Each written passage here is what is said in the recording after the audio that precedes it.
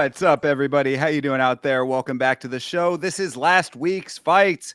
My name is Thinker St. James, and tonight we are going over each and every fight from UFC Fight Night, Bautista versus Oliveira, taking a look at some of the other combat sports that we watched over the past week. To do all of that with me, as always, the man, myth, and legend. To know him is to love him, Mr. Chase Parton. How are you, brother?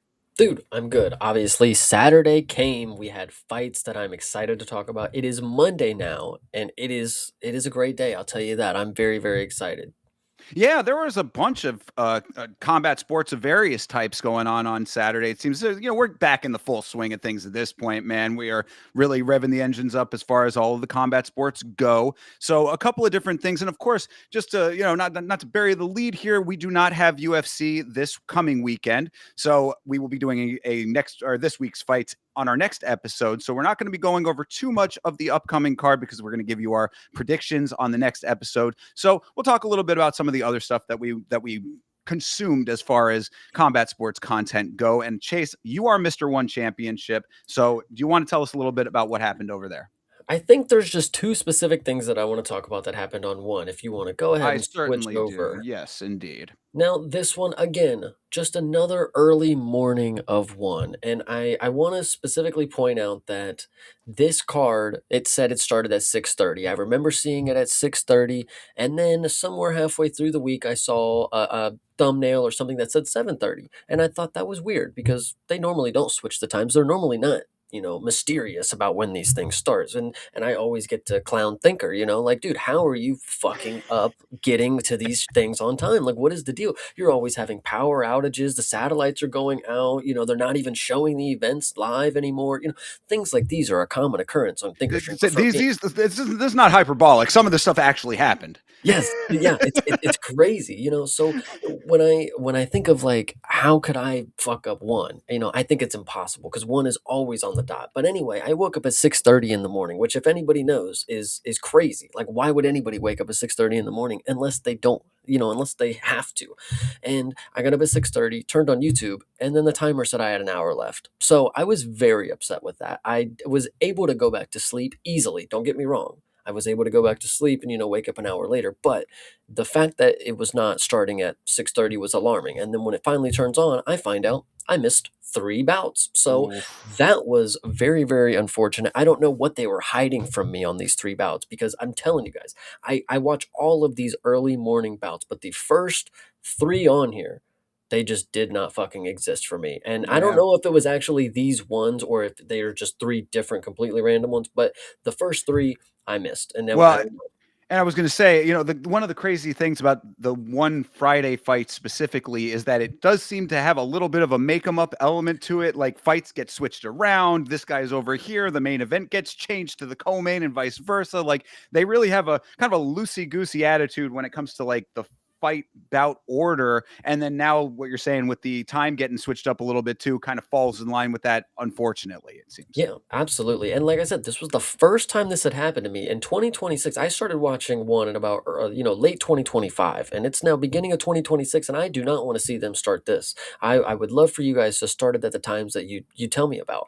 But either way, there's two other stories that we want to talk about specifically. And yes, Mr. Johan Ghazali, right? Is that how we say this? Yes. Ghazali, Solid. Jojo is his name to me. Our Malaysian king. I got my Malaysian flag on the way. I don't even know. It might even be here somewhere in the mailbox. But either way, JoJo is a star. And obviously I'm late to the game. Everybody knows JoJo's a star, apparently. I say, hey, did you guys know this JoJo guy from Malaysia? And they're like, dude, yeah, I've known about him for 3 years now. And it's like, what the he's like 19 years old or something. Like, what's even going on? Like, he's very, very talented. I mean, obviously, unanimous decision on paper doesn't look that crazy, but guys, star power he does, and he gets on the mic and he's got a good English and he can call out whoever he wants. And I thought it was very, very fun. He's apparently got a sister who's also competing. He's got a younger brother who's also going to be competing very, very soon. this family right here. I mean, I think we are starting to see a lot what am I thinking? But either way, there's a lot of siblings in one. You know, this is a Right, lot like of combat sports families is yes, yeah, yeah, yeah, that's that's very it's common. definitely very common in one, it seems. I mean, obviously, the Lee family is a big one there, of course, the Rotolo brothers, the Stupinan brothers as well. I mean, like, they're popping up more and more, and, I think that I had heard about Ghazali and his siblings, but I didn't realize that his brother has not debuted yet, so that's cool to know. I don't know if he has. I think he has amateur bouts. I could be wrong if he has pro, but I don't know if he's made a debut in one yet. I'm Right, right. going based off of what the comments has led me to believe on Mr. Sure. JoJo here, and he's definitely somebody to keep an eye out for. But I'll keep that one as it is because again, I don't know too much about him yet. You guys probably know more about me. I'm not going to run you down a rabbit hole that you already know about. The next one I want to talk about. If you scroll up, 3 fights. This Mike Ohura guy from Japan, right? He goes up against our Filipino friend Hero. Now, I have been talking about Japanese grappling and how they are on the come up. You know, these are people to look out for. Even if you guys are out there and you're in the meme world, you know, you've seen that more recent clip of Habib that where he says Japan like an old samurai guy, where he's like, there's 3 regions of wrestling, guys. There's Iran, Russia, and United States, or something. I don't know what the fuck he says, but then he's like, but there's one other country. Uh, and it's really stupid. But either way, Japanese wrestling, very, very good. Or Japanese grappling, that is, excuse me. Mike Ohura, this guy had a fully locked in triangle choke, did not get it, and then immediately got finished in the ground and pound. So it Ooh. was absolutely, it was, that's the only thing that I have to talk about with this guy because absolute masterclass on just fucking up. Like, Oh, well, that's unfortunate. it's really funny because he gets in here and he shoots immediately. Pretty sure he gets the takedown. He gets up and then he gets kicked in the leg so fucking hard, like he almost falls to the ground. But then he gets to the ground again, gets this nasty triangle choke. It's like you have it locked in. There's no way you can fuck this up. And then magically the dude's head slips out and he just starts ground and pounding this guy and he wins. You know, round one KO. Love to hear it from Hero. And yeah, I mean, these are just all the things that happen in one that just make this such a spectacle. You know, when you think you know something, no, you don't, because there's going to be a guy who is from Japan who, in my opinion, when he came out, listen, I've seen a lot of Japanese fighters. This guy, I don't know where he's been, but he looked like he ate a couple of the Japanese fighters, and he was fluffy. So this guy here, and especially in MMA, of course, because there was grappling here, he was just not cut out for it. Now, Hero, on the other hand, I'm not saying he was cut out for it either. He got in the triangle choke. You know, he let himself get all the way there. I'm just saying the other guy probably should have finished it. It's just unfortunate, but very, True. very fun event. I'll tell you. Okay. Good deal. And so anybody else that we wanted Uh, to Nothing really too out of the norm. I mean, obviously you have a banger of a co-main and a main event. Up and leading into it, you know, you have some sprinkles in the Kunpan fight, 3 down against Sorn Seknoy. That one's a pretty good fight. Again, split decision probably doesn't lead you to believe that it's, obviously it's not a round one knockout or whatever, but split decisions in this normally mean like it's a crazy fight because sure. how do you even give somebody a unanimous decision if it's back and forth when you're judging as a whole? Because you don't give one round to another. It's just it's close. Yeah, they have to be It neck is. and neck for sure in a fight that's judged as a whole. Yeah, not by Yeah. round Yeah, but no, for sure. absolutely. I love one, and I absolutely had another good time. Another Friday morning was absolutely great. We have more one coming up, I believe, this Friday. I could be wrong about that, but yeah, I hope there was other events that everybody else got to catch out there that were very, very good. Actually, before we get into the next one, Yes. shout out the chat, please, real Oh, quick. absolutely. Deep Guys coming in early. Hydra, TJF, E Money J, Meet Rocket. Thank you guys. You guys are awesome. Yes. Thank you guys. And Beeb, I don't know if Chase got cut off there, but yes, you as well. I Absolutely. appreciate all you guys coming in early. Appreciate it very, very much. Thank you for being here, gentlemen. Yeah, so I mean, one championship sounded pretty good to me. If you were not aware, I'm sure that you are by now, but if you are not, Chase is live on Friday mornings, as he had said, for the Friday fights in one championship. Go over, hang out with my boy on his stream because these fights are a great way to start your day and often very, very entertaining, as Chase has made you Yeah. understand. Low stakes, guys. Like this is not something that you got to make sure you're up and awake for. Now, me myself, I make sure I'm up and awake for them, but you casually can roll out of bed, turn on the YouTube, and these fights are going. And I'm telling you, they go. So if you haven't seen yet, just make sure you start catching them because free on YouTube, majority of the time inside the United States, of course, and there's streams outside of the United States from the Tide channel. These fights go on. So just make sure you guys are there. Absolutely can't beat that. So, well, I've got one that I would like to share with the class here. Let me get this switched over. Okay, so you may be aware that your boy finally partook in a little glory kickboxing. This was great. All right. I really very enjoyed the Glory fights. I thought that this was a quality product from Glory. Everybody is aware of Glory, of course, because of Alex Pereira and the long history that Glory has had in combat sports. So this is not exactly new territory. It was new for me. I just, this is just a little blind spot, I guess you could say, in my combat sports knowledge base as like the organizations that I have partaken in. I just never gotten into Glory. Now I have. And it was interesting specifically because what you can see here, if you were watching the stream, is that this was the last heavyweight standing finals. This was a tournament style, one night tournament situation. And let me tell you, we talk about narratives in this sport, Chase. The narrative of this event was just, it really was almost as good as some of the fights were, like in the big picture. So I'm just going to run you through what happened here real quick, and we can kind of just briefly go over it. There's, not in Well, any great detail. I actually think I have a main question before I start, Yes, before we get into them. I mean, sure. I had been hearing, you had been told the reason you should check out Glory is because these fights are certified bangers. This is one of the most brutal combat sports promotions, is what I had heard from certain, commentators, of course. And I would love to hear your opinion. Is it as chalked up to be as what they have said? No. Ah, No. Okay. What I will say is that for kickboxing, now, we come from with one championship. We've seen a lot of kickboxing there, and we know that often we don't get a lot of knockdowns. They definitely don't get a lot of knockouts. There were definitely more knockdowns in Glory than I had seen in one championship. So knockdowns, absolutely. You got a couple of TKOs. That's good. As far as like clean flush knockouts and like oh shit moments, like like really like pop off moments, there were only a couple of those on this. But you got to also be keeping in mind that this was heavyweight. So these guys, heavyweight and tournament style. I think that the tournament element of this kind of puts a little bit of an asterisk on on the whole thing, because if these were just individual fights, it could be a lot different. These guys anticipating having to fight more than once in one night could have put things in a little different light. So, I mean, I say no with a caveat that I will go and watch a Glory card that is just a straight regular style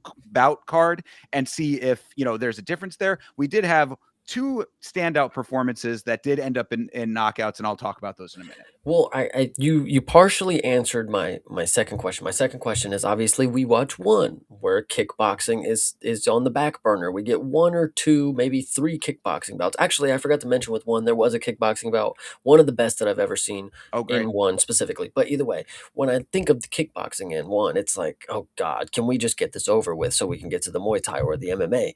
But if you would actually do me a favor and scroll back up to the top of this page, Sure.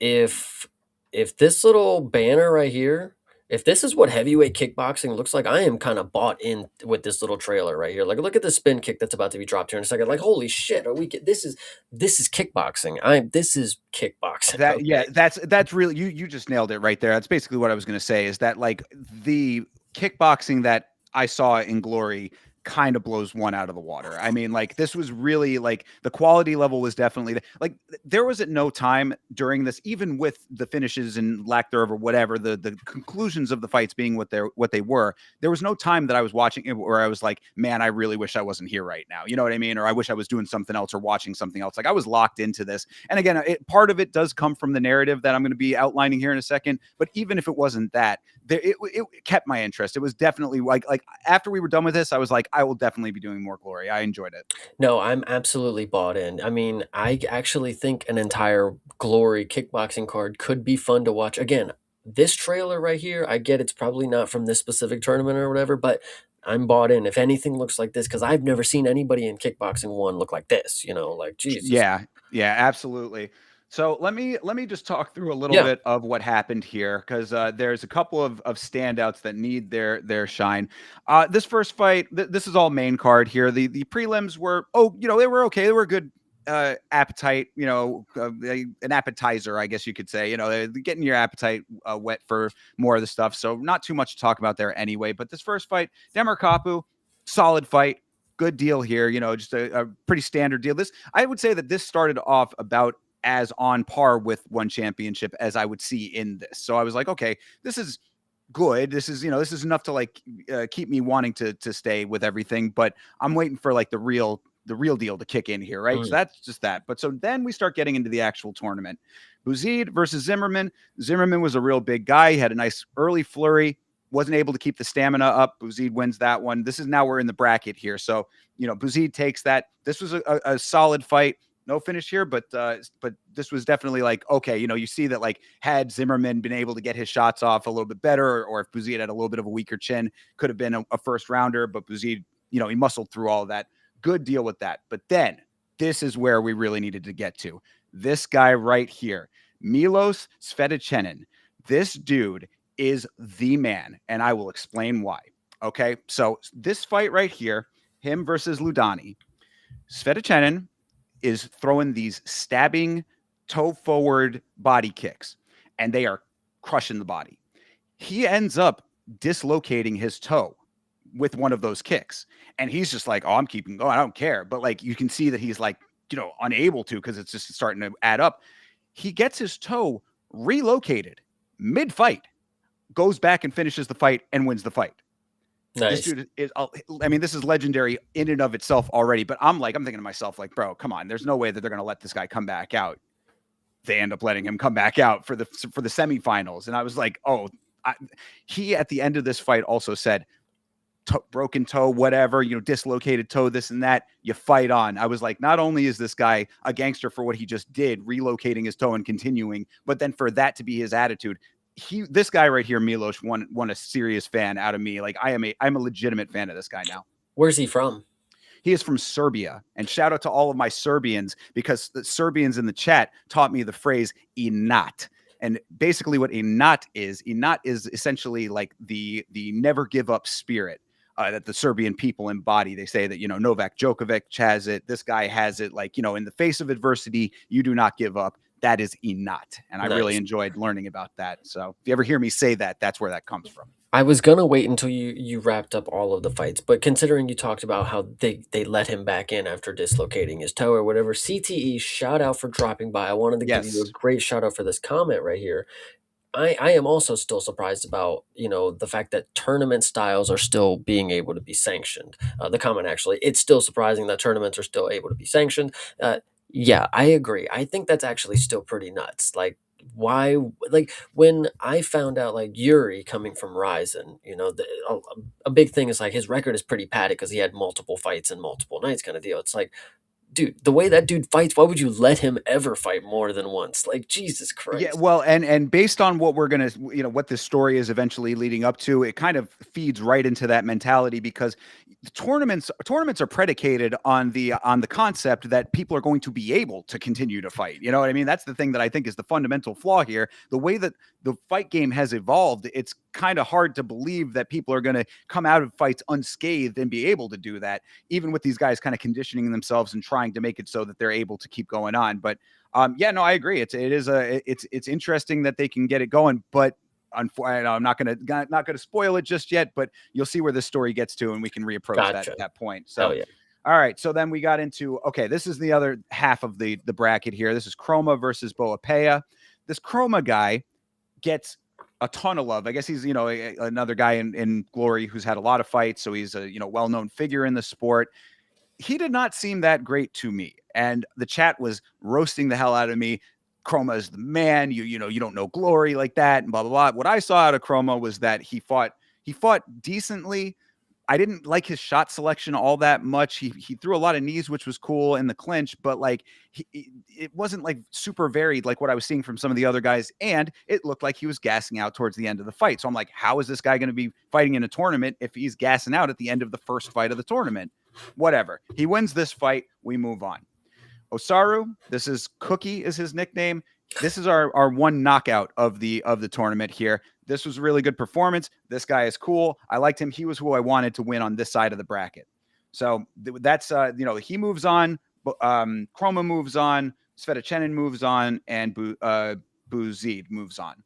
So this is a fight that was a throw in there, kind of like break up the tournament rounds sort of fight. Hamicha and combo. Um, Fine. Another one that was just kind of like fine. No, nothing, no shade at all, but just an okay fight. Again, really not too much to say about this one. But now we get into the semifinals here. And as you can see, Svetichenin comes back with the toe wrapped, leg wrapped all the way up with the toe, everything, trying to keep it in place and him being able to fight. And he wins this fight too. This man, this dude is a legend, bro. Like he in one night solidified legendary status to me. I'm like, you made a fan for life out of me with this tournament. So again, shout out to Svetichenin. Milos is that dude. So we get into the Wait, other. what did he win by? A decision. He won by decision. Why? Okay, it just I don't know. 3 minute, 3 round. The way that it said it right there, I thought it was gonna. Yeah. Oh yeah. Well, because it's their 3 minute rounds, so yeah. Oh, I gotcha. But it was a majority decision too. So I think Gotcha. one person had it as a draw. This was a close fight. Gotcha. It was a good fight. I mean, and again, you got to think this guy having a close fight with a bum toe. I mean, this is just an amazing thing that this was able to be that. Yeah. So we get into the other part of the semis. Chroma versus Osaru. I thought that Osaru was going to win this thing. Chroma somehow pulls out the win here. He definitely did win. So I'm not trying to say this was a robbery, anything like that.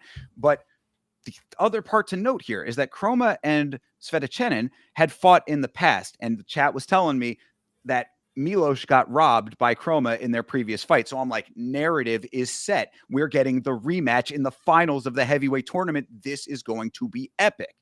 Then, unfortunately, what ends up happening? Well, no, okay, we'll get to the unfortunate part in a minute here. But this fight was awesome here too. This is the other big one that I wanted to mention outside of the tournament style. This was Rajebzadeh. His first name was Brahman, I believe. Barem, I think. Barem Rajebzadeh. This dude goes in there and just basically, we'll talk about a fight where that was very quick, where a dude just threw like a 3-piece combo and it was done. That was basically what this guy did. He just went in there, threw 3 punches, and the fight was over. This guy is a huge fan favorite. He was getting a ton of support in the chat before this fight. Everybody was asking me about him, so it was cool to finally see him in action. I guess he'd been retired for a little while and came back. All good here. Shout out to this dude. He was crushing in this fight. Very quick, in and out, all good. You'll see here. This is the unfortunate part. For whatever reason, Milos gets cleared to fight in the semifinals and then not cleared to fight in the finals. And then on top of that, both alternates, they had alternates to fight for the finals. Both of them wouldn't take the fight. So this Chroma guy, I guess, is much scarier than he seemed in the fights that I saw of him, because both of the alternates didn't want to take this fight. But it doesn't matter, because the bigger point and the most unfortunate point is that my guy Milos didn't get to have this fight. So what I'm praying, and this reminds me a lot of we talk about narratives, this reminds me a lot of like a WWE style thing, where it's like something happens for the main event and now you're set up for the next event or whatever. Yeah. I am keeping my eye out for whenever, I pray to God they rebook the rematch with Chroma and Milos. And if that happens, your boy will be there front and center for the watch along, because I got to see how this thing goes now that I am a huge fan of Milos. No, you got me bought. I'm ready for it. I would like to see Milos versus Chroma, of course. I think that is hilarious that they had 2 backups and they're like, I would never do this on even if he just won 2 fights after, before this or whatever. I would never do this, Yeah, and like you kind of started to say there that this was I don't think that the winner gets $1 million, but this was $1 million tournament. So like, $1 million distributed, winner, second place, whatever. So there was a lot of money riding on the line on this fight, and both of those guys said not worth. So Yeah. again, this Chroma guy, he didn't seem as dangerous to me as what that would make you believe, but he did get to the finals of the tournament. And now I just got to see him versus Milos for that rematch, because if everybody in the chat was saying that it was a robbery in the first fight and this was what this was supposed to be, then that fight has to happen. They got to do it. Glory, make it happen. My main question is, how did this affect the event? So when the last fight went on, you had your 2 heavyweights that just went on. So is there like a whole 15-minute discussion, like, nobody's stepping in to fight. Like, what are we waiting for? Is anybody gonna do this? Where's Milos? What is exactly happening towards the end of this promotion? Because I assume they have, about time allotted, and then when that doesn't happen, it's like, all right, back to the desk, Jim. So what do you got here? Yeah, well, I think that basically while Rajibzadeh was fighting, or getting ready to fight, all of that part was going on. I think that that's actually one of the smart things about how they structured this, is having filler fights in between the rounds of the tournament for something like this to happen. So, like, this fight goes on, they're figuring out what they want to do or what they can do backstage, and then when it came time for this fight to happen, basically just the announcer came out and explained everything that I just explained to you, to the crowd. He Nice. basically went down the whole thing. This Chromo was going to fight. Milos is not, didn't get medically cleared because of the injury. So none of that's how I knew about the alternates, because I wouldn't have known about that otherwise. So he was like, yeah, we had two alternates. Both of them declined to take the fight. So you're winner. And basically they just crowned him the winner. So Chroma is the winner of the heavyweight tournament. He is the last heavyweight standing as far as this structure of everything, but that comes with a caveat. That's another reason why I think it's like WWE style, where it's like, you won the Royal Rumble, but you with the fans know, we know what's going on here. We know you didn't Right. really win that shit. So it's like that kind of thing. Like, so I really think that's why I love this, because it's like, this is the real deal fighting version of that narrative that you are familiar with. And now I am hooked. I'm as hooked as you would be under those circumstances. I need to see this fight.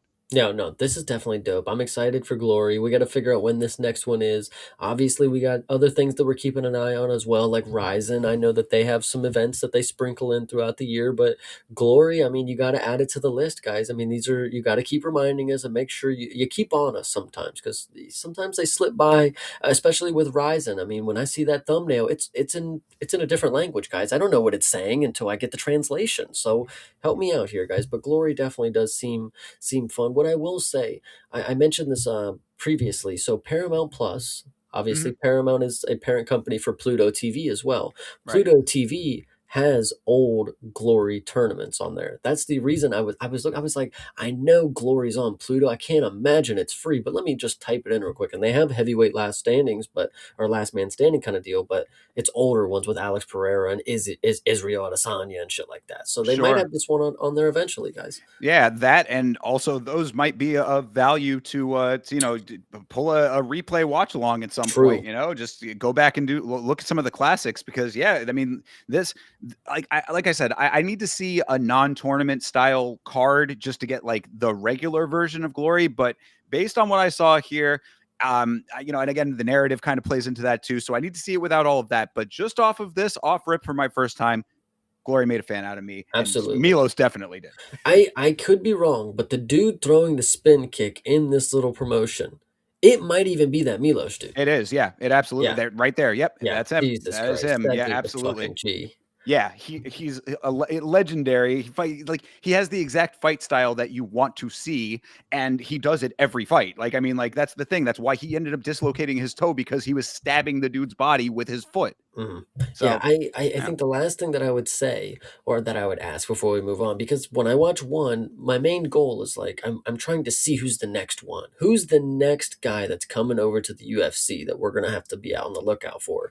Did you see anybody that you said, man, they have it all. They're young, like they're gonna get bored with Glory, like they're gonna want to transition, like what's the deal here? Because like when you look at Helena, the deal is she's been doing this already. She's at the top of the game. Like, what's more for her there? She has to expand and move on to other things. When you're the top of the game or whatever, and you have too much more to live, what's next? I mean, mixed martial arts or whatever.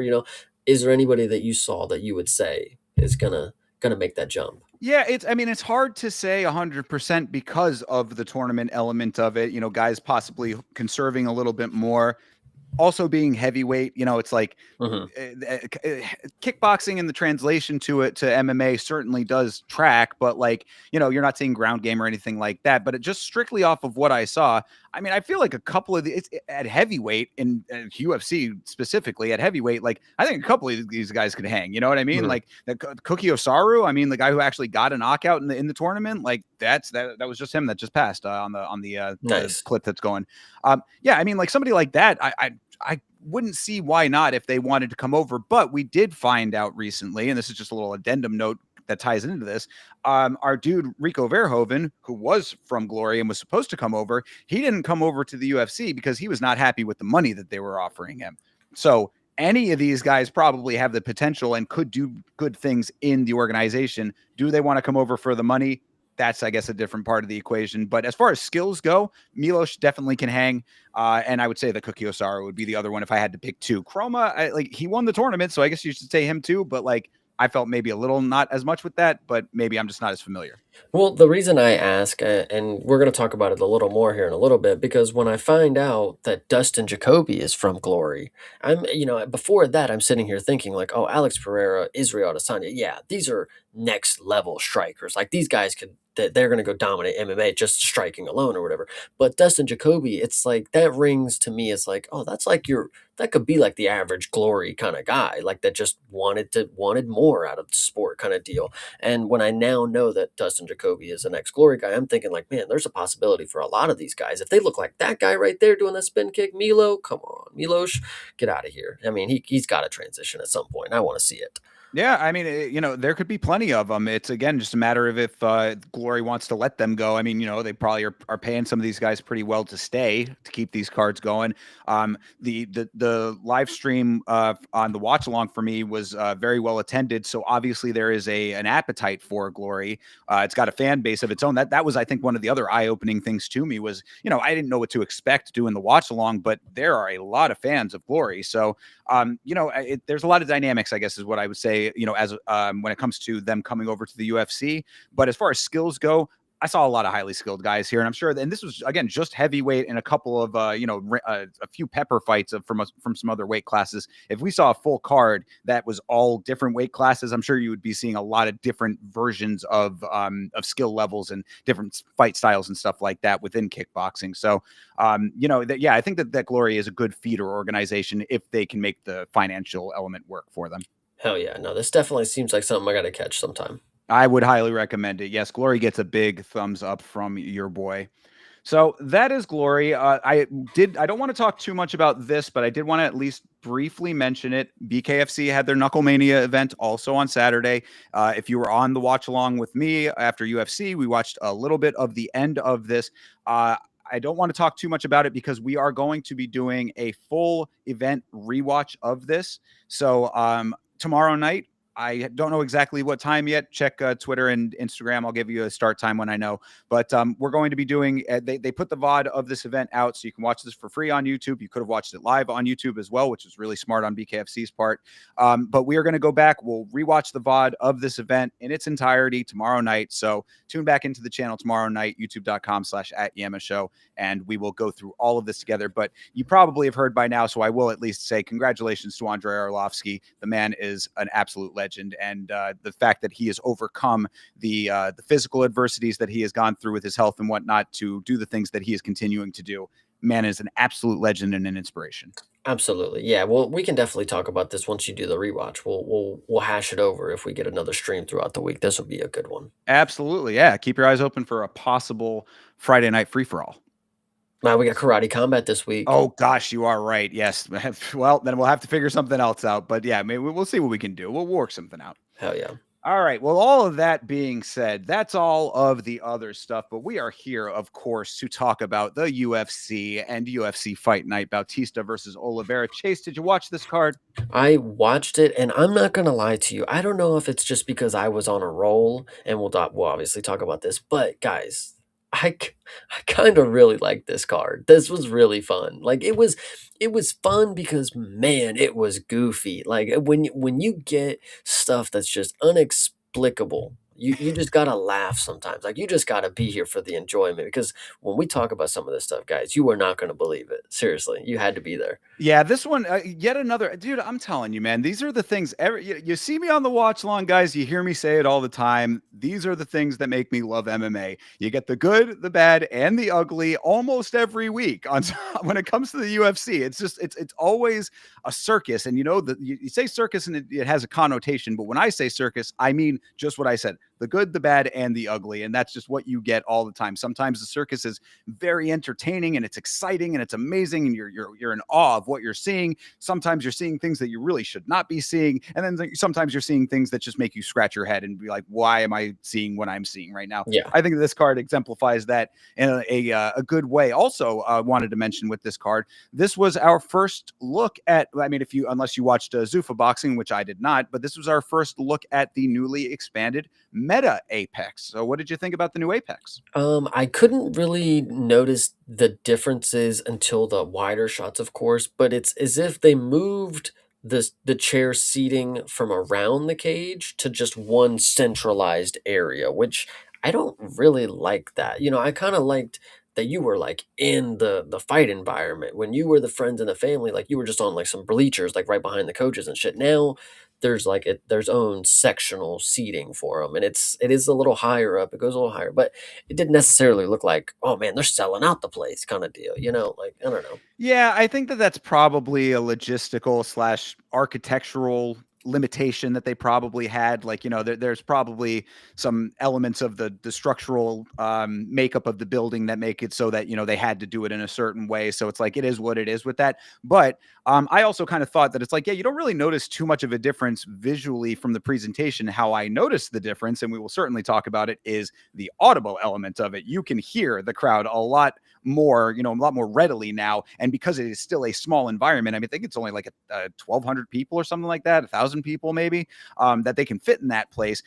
You're still in a small room with a lot of people. So when it gets loud, you are hearing the things that they are saying, and that will come up. So keep your I eyes open.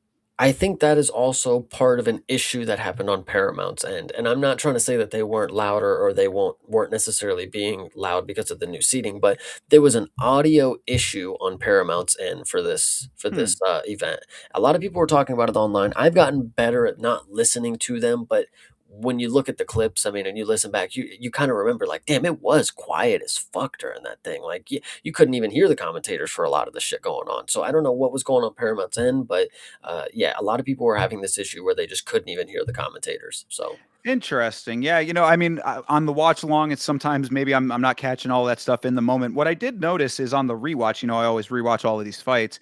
I that element did come into play when they would go to what would be commercial breaks for like people who don't have the without ads version of the service. hmm. Like it would cut to the commercial, but then we the viewer would stay with it, and it would just cut the audio out, and then it would just like you'd hear like muffled, like it would be like in the corner. Normally you would be hearing cornering, and I was like, that's cool. I want to hear the cornering, but it was just, yeah. I think that Paramount is still working out some of the kinks, is Yeah. really what it's coming down to. But all of that being said, I mean, really, we did the intro, but I'll intro it again. This is, of course, UFC Fight Night. Bautista versus Oliveira took place at the Meta Apex in Las Vegas, Nevada. I mean, is there anything else you wanted to talk about before we get into the fights? No, I think I'm really excited. This will be really, really fun. All right, well, let's do just that then. Start it off with the first fight of the evening. Of course, this was Claudia Saigula versus Priscilla Kishweda. The first of many of the wrong predictions that I'm going to have this week, but a right one for you, Chase. What'd you think of this one? I thought this one, listen, this was a very good performance for Saigula. I mean, I'm not sitting here saying that I'm God for picking her because she didn't necessarily, hit a home run. She had a good striking performance and she did a great 3 rounds of what she needed to do to win. She's a lot tougher than I think we were maybe giving her credit for. I mean, that's obviously something that you have to find out. You can't really put stock into someone being tough until you find out. So she's a lot tougher than I figured that I was going to give her credit for before this fight. Her striking is. I mean, she trains with Joanna. I mean, she's Polish. She does fine. But I'm not necessarily going to say that she's got championship gold coming at her right now. I mean, I know that's harsh to say 8-2. She's got a lot to go, but we're still going to have to see a lot more out of her. I just thought this was a very clean performance and exactly what I thought she could do. Priscilla was just going to walk forward, zombie girl her way into punches, and she showed she was tough, but I figured I already knew that. Segula just put a beating on her and took some pretty big shots. I would say that was all that I would note out of that. Yeah, I mean, this was really just rock'em sock'em robots between these two. No real level changes of note. I thought that Senko made a pretty good point. Yeah, I mean, I'm seeing what you're saying about Yeah. the people talking about the commentary. I don't really recall having too much of that issue. I mean, unless it was just for the live and they fixed it on the replay, because I have a couple of notes in here where I reference some of the things commentary says, and like this is the first one of those where I'm like, Senko had a good point to me when she said that Saigula established her respect level early. Like she wasn't giving Cachoeira the leeway to bully her, which is exactly what Cachoeira does. She Mhm. marches forward, she bullies her opponents. They start to get in their own head about it, and then she's able to overpower them. Saigula was one step ahead of her, and I think that my underestimation was not necessarily in her toughness, but in her speed and movement. I thought Saigula was moving very well in this fight. It was also paired with the lack of speed from Cachoeira and her lack of ability to cut off the cage. Like Cachoeira was allowing Saigula to just run laps around her for the majority of this fight. She was picking her apart at all angles, getting in, getting shots, moving, moving, moving. She really was not cutting, definitely not cutting off the cage enough, but also not kicking enough. She did a couple of leg kicks, but like I had a note in here that I said that like 19 landed leg kicks should have been 30 based on the distance that Saigula covered in this fight. Mhm. Yeah, this one, I I'm not gonna say I knew this one was coming to be a decent performance. When you have 2 women coming in at the first fight of the night, UFC knows what they're doing. Once again, we're starting 2026 off right with this assumption. It is going to be a banger, and you had 2 women who weren't afraid to get punched in the face. You can't really ask for much more when it comes to a fight like this. I mean, Segula, what I will say also when you look at the numbers, I mean, pretty good volume with her striking too. Not just the accuracy, not just the range. She threw 350 strikes. I mean, she landed 159 of them. I mean, she's cooking. I'm not gonna lie. So if she has targets that are gonna stand in front of her, like Priscilla, good. But not all of her opponents are gonna walk forward and eat the shots like that. So I think Segula, she's just got to keep bulking up, getting stronger, getting that old woman strength, and maybe one of these days people will not be able to walk through her punches. But I think for what it is right now, she's going to be punching people in the face, and they're probably just going to keep walking forward. Yeah, no, absolutely. I mean, you were definitely right. Sagula, volume plus cardio, all fight. These are the things I really do give her some credit for that maybe I was a little bit harsh on before. I came in with a perception of Sagula that has proven to be inaccurate, and I'm adjusting the way that I view her now. I do think that there is some of your point that we need to see her like against like a variety of different types of fighters. We definitely need to see somebody who's going to take her to the ground more than this. I mean, Cachoeira is such a one-dimensional fighter, and that I think was also one of my big flaws in picking her, is that I thought she was going to be able to bully her. Saigula proved that not to be the case, and that is a big credit to her, because that is what Cachoeira wants, is to like separate the pack basically by a very specific metric, which is to be able to bully, overpower, and just knock you out. Eventually wear you down to the point that she can knock you out. Saigula wise to all of that, so I'm evolving my thinking about her, but I do think that there's some remaining data that we need from her. Yeah, true. I'm excited to see again 8-2.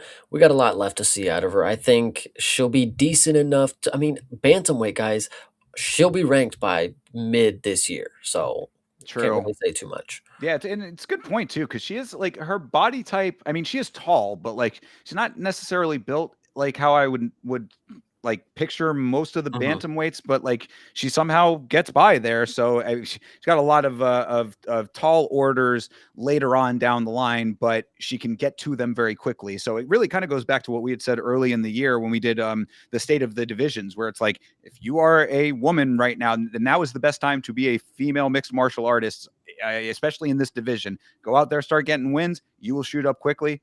Keep it going, Claudia. You'll do just that if you keep winning. Hell yeah. It's a good deal. All right, let's move on to the next one here. This is Muin Gafarov versus Jacob Vikvash. Of course, Gafarov missed weight by 5 pounds. This is a major, egregious weight miss on Gafarov's side, but Mr. Vikvash over here turned it into quite an entertaining affair. And there's we talked about the good, bad, and the ugly. This is actually not a super ugly one in the end result. Thankfully, this is actually a feel good story of this card if you're a regulatory nerd like myself. Yes, I actually am very happy with the outcome. But before we get into that, we should note a few things. This fight started, and you instantly can know Jakob is fucking massive. He's one of the biggest bantamweights that you'll ever see in this fucking Yeah. division. This dude is huge. Now, what you'll also see is that he has cardio issues, just like most of the people that are oversized in their division. Now, that's not the worst thing ever because he did look decent while he was tired. I mean, granted, his opponent had 5 extra pounds on him. The thing is that he probably was going to lose this fight. Jakob was probably going to lose 2 of these rounds had he not pulled off this Hail Mary of a performance here. And I'm not going to say that it was just a once in a million opportunity. I mean, it definitely was close, but he has skills. It's not like he just pulled this out of his ass. Like it's not like a striker Alex Pereira gets a submission. If he would have got the guillotine on Yuri, it's like what the fuck, whatever you want to say. Right. Jakob was going for submissions. He obviously has skills and he trusts his ability. And when he got this choke in at the last second, I genuinely was fearful that they were going to screw this guy over. They were going to screw him over so bad because what happened in this situation is Jakob gets the choke in, and Muin Gafurov is doing, first off, he's doing his greatest impression of "I'm cool. Here's my thumb up. I'm good. Let me take the mouthpiece out," and then he starts panicking, and then he taps right at the fucking bell. And they obviously go and see if he was tapped before the bell, if it was after the bell, did the ref stop it, whatever the case may be. There doesn't even matter because we as the fans know he tapped before the fucking bell. We were just waiting to see what the organization was going to pull. Do they think they can pull the fast one on us or not? And at the end of the day, they decided they couldn't, and they gave Jakob the submission win. And I'm just very grateful that that's how it ended up. There's one more piece of context left, but I want to go ahead and let you talk about this one. Go ahead. Yeah, I think that might be what just got put into the chat. But yeah, no, so this was like the fight up until this point that you're talking about with the ending. I thought was a pretty good fight. Honestly, I enjoyed this. Jacob, he got a nice stunner shot off rip. I mean, the first shot of the fight kind of sent Gafurov back. So I'm like, okay, we're in for at least a competitive fight. You never know how 5 pounds of a weight miss is going to affect things, but competitive. Really, I like the way that Gafurov was working the body. I thought his body shots were really, really effective in this fight. You talk about Jacob with the cardio issues. A great way to get the cardio already diminished, even without him naturally gassing, is by working the body, and that's exactly what Gafurov was doing. So there was a lot to like about this. One thing that I said, or at least that I had in the notes based on what I saw from Vikvash, is that he might fall into the same creativity trap as Hoofy, where he's fun to watch, but his style and the creativeness that he tries might get a little dangerous at the higher levels. Like you see it when he's trying to jump Gilly and all that kind of stuff. Obviously, the grappling ended up working to his advantage later in this fight, but it's just one of those things that like stuck out to me. It's like when I see him going for those front headlocks and like trying to like circle around to the side with them and dragging people in weird directions and stuff, I'm like, you it can be effective, but you have to be like triple sure that you're doing it correctly every time, because there's always openings that you're going to leave when you get too creative. But that's besides the point for right now. I thought that Gafurov was working really nicely with some great combinations. Then Gafurov is like walking away with this fight. It kind of felt like to me in those between the second and the third rounds. Or I guess that would have been the first and the third round, excuse me. But at the horn, Vikvash gets the tap. I mean, and now what you ended up seeing was that Gafurov is tapping. He did the double tap, because on the watch along, you'll see, I thought it was after the horn, because I was watching, I think, the outside hand, but the first hand goes on the other side. So I forget which hand was which in that equation, but one of the hands goes first. That's the one that's before the horn. The other hand is going like on and at the horn kind of thing. But he was definitely tapping in double time there. And I think it was Nav. Shout out to Nav, who was in the chat a little earlier. I think it was Nav who said if he had just listened to Habib and just went out, he probably would have won that fight. Well, it's not even just about that portion of it. I think it's really funny that because Moin Gafurov trains with Marab and Aljo, those are the people that were in his corner, which is really funny. So after the fight, they make a social media video and they're like, guys, I mean, he was tapping because he heard the bell and he was like, get off me, get off me. It's like, if he heard the bell before it went off, that's because circulation was lost in his brain and he's hallucinating and he's begging for his life to be saved at this moment. So if you want to believe that he heard the bell and then tapped, sure, But again, I watched with my eyes and heard with my ears. I mean, sound travels pretty fucking fast, guys. And I tell you, his hands were not tapping before that bell. And I'm just very glad that they didn't screw over Jakob here, because this was a good performance, and I think a performance he deserved to win, especially after Gafarov missed weight, after he got up acting like he didn't tap. So no, no, no, no, nope, did not tap. No, brother, no, brother. And then you lose by submission. That's what you fucking get. So I think it's actually really, really funny. Yeah, that is definitely a hilarious way to try to cover this up. That it was just get off of me, bro. We Yeah, saw because if it was that dude, like we saw the same guy with the double thumbs up, like mere seconds earlier, and then a very very panicked look on your face when you started to really feel the constriction. So give me a break with that. That's a ridiculous way for that to be the case. But save face however you think you're going to. We'll be the judge of how we perceive that information. The last note that I had was just to piggyback off of what you've been saying is that I said, I had done a video a long time ago about Nevada State Athletic Commission and their use of the replay system.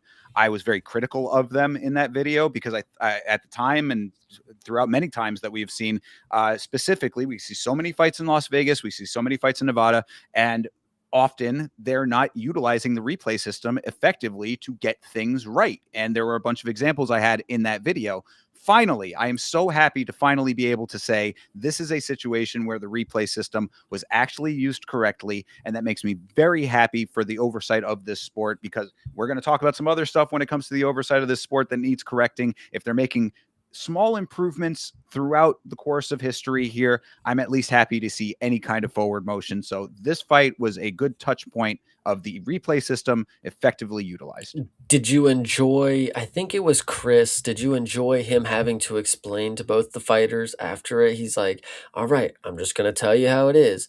You tapped before the bell. Yes, you yes, you did. Oh, yes, you did. I saw it. I saw it on the replay. And But this is why Chris Tione is still like my favorite referee of all of the current referees, because like when you have to deliver that kind of information, doing it in like the grandfatherly way that he did it is like the best version of that. You know what I mean? If that was Mergliata, he'd be like, all right, buddy, you tapped. What do you want from me, man? yeah. That like, and then everybody's getting mad. But yeah, it's a little bit of a letdown, big letdown for Gafarov, but it is the truth. So, oh well, and it gives Jacob the big pop. I think that it was perfect. I'm always happy with that. I think Chris Tione is my favorite, man. Yeah, no, this was again, this was really good. I think Jakob deserved to win. Gafarov got exactly what he deserved, and people are not. The average consumer is not going to understand how powerful of a moment it is to watch him thumbs up and then go to reach to take out his mouthpiece, realize that it ain't coming out because my chin is locked shut, and then he starts to fucking tap, and then he gets up acting like he didn't fucking tap, brother. We saw you fucking tap, so whatever. Two hands, Yeah. you tapped. Give me a break, my guy. Yep, great performance though. I like Jakob. I'm very happy that he got the win. Yeah, same here. Absolutely. I think that there are definitely like noticeable improvements to be made over time, because he is a newer guy to the UFC specifically, but a lot of raw talent there. And I think that those improvements can happen. So yeah, really glad that he got this win. I'm excited to see him continue on. Do you agree with the Rainier de Ritter comparisons here, or is it just because they both have the blonde hair? I think they do kind of look alike. I mean, yeah, it's just like a super stern chin, and I guess maybe the blonde hair. Does RDR have blonde hair? No, he doesn't. Yeah, he does. Of course he does. He does. God, he's got the dyed blonde hair. RDR? I don't know if is this facts, guys. I don't know. Maybe I just don't remember what he looks like right now. Oh That'd my be just God, raw. brother. That's like a staple of his look. Either way, yeah. I mean, I guess I can see it. Either way, he's All cool. right, fair enough. Yeah, no, he is cool, and I'm happy that Jacob stays around. I'm also happy that if Gafarov is no longer in the picture, we don't have to see that patch of hair on his back. It's what I had said about Gafarov. I mean, now, two separate things, but they're kind of connected. The reason I always remember Gafarov is because of the odd back hair that he has on the one side of his body. And look, I'm not here to shame the guy or try to make him feel bad over it. It is just something noticeable visually that you connect with him. But that's also why I remember that he ain't it. That's what I remember with the Rinya Nakamura fight I was talking about last week, where I'm like, this dude will trick you into believing that he's a better fighter than he is. Had he won this fight, the 5-pound weight, it's what you always say, Chase, when you're like, what's going to be on paper? He won the fight on paper. Are they going to talk about the 5-pound weight miss? It might be a little asterisk somewhere, but it's going to be in the wins and loss columns as a win. We know the real deal here. We know the full story. I'm glad that this did not go down as a win for him. He missed weight here. He gets an easy dub over Nakamura in a fight that was just kind of bizarre if you really break it down. This guy is not it. Like, he doesn't seem like a bad guy. I'm really not trying to dogpile him as a person. He's representing Tajikistan, underrepresented country in the sport. Like, only a couple of fighters from there. Like, it's nice to see that happening. But like, I do it the right way. Just do it the right way and make that the narrative. You know what I mean? But Yeah. But I'll always remember because of the back hair. I agree. All right. Well, all that being said, I'm glad that I got my little Moon Gaffarov back hair comment in there. But moving on to the next one. Yes, Chase, very excited about this, of course, is Wang Tong versus Eduarda Mora. Both of these women missed weight by 1.5 pounds. So this ended up being a catch weight fight. Yeah. So if both of them miss weight, what's the purse look like? They both just nobody loses? Like, yeah, I think that kind of just cancels each other out. That's why they made it a catch weight, so that it's just, it doesn't count as a send that mystery. shit back to the fucking promotion. If you miss weight, you missed weight. I think we need to start a new thing right now. If both you and your opponent miss weight, you both should still lose the same percentage for missing weight as other It's people. a good point. It actually might be that way. That actually might be what it is. They might have as like a clause in their contract that if you miss weight, you just forfeit that regardless. Okay. So yeah, fair. but I honestly don't know the answer. So yeah, that would make sense though. Okay, fair. But either way, this fight here, I was very happy with this fight. This was pretty good because you had where do I want to start? Wang Tong.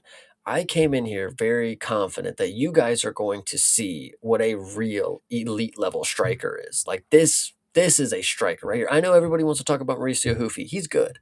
Listen, Wang Tong is a striker, guys. And listen, there's specifically one thing about her striking game that should show you, just because not many people can do this, especially women. She actually set up punches to the body that amounted to a knockdown, not even from a body strike. She set up a body punch so nice that when Moira dipped at one point, she punched her straight across the face. That just dropped her to the fucking ground. And it wasn't even if Wang Tong wanted to punch her in the face. Like, that should tell you, like, if she was really gunning for this bitch, she probably could have dropped her, like, even unconscious. But tried to get her with the body shot. Moira dipped right into it, put her face right into this punch, got dropped, big whoop. But either way, obviously Wang Tong is dominating. And then second round, this is where the crazy stuff happens. Moira comes back with a monster second round. Moira is just, it's not pure domination because she ain't doing shit really with the striking. But I mean, she's racking up. I mean, this is like 5 minutes of control time. She's got her down on the mat the entirety. I had said that there was a possibility that in some world that could have been a 10-8 round personally. I was having people also tell me that this was a 10-8 round for Moira. I was arguing she was not doing anything with she wasn't damaging her, so you can't really argue at that. Fair, yeah, it's fair. But 10-9 nonetheless. Obviously, she won this round, so we'll talk about that in a minute. But then at the end of this round, she gets a fucking rear naked that is, I mean, if anybody had watched Wang Tong get submitted by Gabriela Fernandez, you would believe, oh, she's going to tap. Like, she knows how to tap because she has been in this position before. She clearly is a kickboxer, whatever you want to say. She's going to tap like chicken. But the fact is, I saw Wang Tong put up more of a fight than somebody that we're going to talk about later on who has been training jiu-jitsu since probably elementary school. Wang Tong picked this shit up in her sleep 2 weeks ago, and she had more heart to get out of an RNC than people who have been training this their entire fucking life. Not only did she get out of it, she ended the round, comes back in the third round with a very convincing performance. Not only is winning the third round, tries to submit the Brazilian with her own move. You can't make this shit up. Talk about balls, guys. If you try to pull a submit, like, imagine Charles Oliveira, if someone was trying to just choke him out, you'd be like, what in the world? What? Like Armin, But Right. either way, like Wang Tong truly, I genuinely believe it. Like we had him in the second round. I know everybody had it to like, damn it, there it is again. She got taken down and she's done. She's never gonna be Shevchenko. You know, she beat her in kickboxing. She's never gonna get that rematch. Blah blah blah blah blah. She didn't get submitted. She actually finished the round. Granted, it was a shit fucking round. It was one of the worst rounds that she's ever had in the organization. But she came back for a monster third round. It's not about how you start, it's not about how it's going, it's about how you finish. You know, a lot of people, and we'll talk about later on, you know, there's a lot of people who accept defeat and they throw in the towel early. There's a lot of people who accept defeat and they're content with just losing for 5 rounds rather than getting finished, you know. But there are some people who, you know, losing a round, that is just not good enough, bro. I'm not just going to win this next round. I'm going to try to fucking rip your head off now, bro. Like, damn, like you had me gurgling for blood. Now it's my turn. And like Moira, shout out to Moira. She did the Muangafarov thing where she's got the thumbs up. She's not tapping, but like it is a damn good picture to see Wang Tong one armed trying to get a choke. Like it ain't never gonna happen. Of course, she even had that bitch locked in. Like never gonna happen. But just the fact that she was willing to do that for a win, give her the fucking scorecard 30-27. Who were you even watching at that second round, brother? Oh But yeah, well Jesus. let's talk about that in a second because you know we've talked about this a couple of times and I think it bears repeating. But let me just briefly touch on some of this stuff. I think you really gave a pretty good breakdown of all of this. What I had said coming into this fight was that Mora, I think that Moira, she, you know, if she the game plan was pretty well set. Get her to the ground, do what you do best on the ground, and don't let her get back up. That's a pretty solid like pathway to victory in my mind. That's something that she could have done. Wang Tong really showed that like she's got some tenacity when it comes to those types of positions. That was the big note that I had for that because Moira, she is good at that, and the game plan was that was what she was trying to do. She had the right idea. It's just she wasn't sadly, she wasn't up to the challenge of actually executing it across 3 rounds. Like you said, that second round was a big comeback for her, and that certainly was trending her towards the right direction. But 2 rounds out of 3, 1 round out of 3 ain't enough. You got to be able to do that, especially if that is going to be your one pathway to victory. That one attack strategy is that thing, and that is going to only be the thing. You have to be able to do that thing over the course of all of the rounds, and that is what she was unable to do here. Mora's lack of cardio, I think, again, kind of bit her in the ass in that third round. She couldn't get the trip like she was trying to, nearly getting subbed by a kickboxer, had that in the notes. Bloody affair, you know, in this one as well. I mean, there was some decent damage being landed throughout the entirety of it, mostly, of course, from Wang Tong's side. Moira was painting the canvas for a little while there, and I said that I felt for Moira in the end because I think that in this fight she did a lot of things right based on her strengths, but you know, it just wasn't enough in the big picture, sadly, and really that's a major credit to Wang Tong. She's very powerful for her frame. Like, you know, you see her, she's tall, she's slender, her arms are not that big, you know, like she's like in a if you saw her on the street kind of thing, you'd think, wow, you know, she's got a little Look at that little definition. Asian boy. I was saying, Sorry. you know, it's like that she, I mean, perhaps, but you know, it really is that she's got a little definition in her arms, but she's not dangerous by outward appearance. But you see how she can land power with these shots. I'm like, that is very impressive to be able to pull that off with the natural elements that you have. So all the credit to her, man. I mean, I've always liked Wang Tong. She's got a great personality too. She's just fun. She's a fun person. So really nothing to not like. I mean, like, you know, I think she's got everything to like and nothing to not. So good deal here. Good win. All right, but the real question is, who came in with the better hair color? Oh, well, that is it's funny that you mentioned that. I've been slightly critical, and I'm not trying, you know, it's not our place to be sitting here judging the physical attributes of any of these fighters, women, men or women. You know what I mean? You know, we're commenting on the sport. These are things that you comment on. It comes up from time to time. I have been slightly critical of Moira's facial shape in the past, perhaps. I said on the watch along, I don't know if it was just the hair or what it was, but I was like, she's looking really good with this hair color, man. I liked the silver. I don't know. It's like it takes a certain type of like added, like because of Amanda Lemos had the silver for a long time, and I never really thought that she looked all that great with it. for some reason, Moira with the silver was working for me, bro.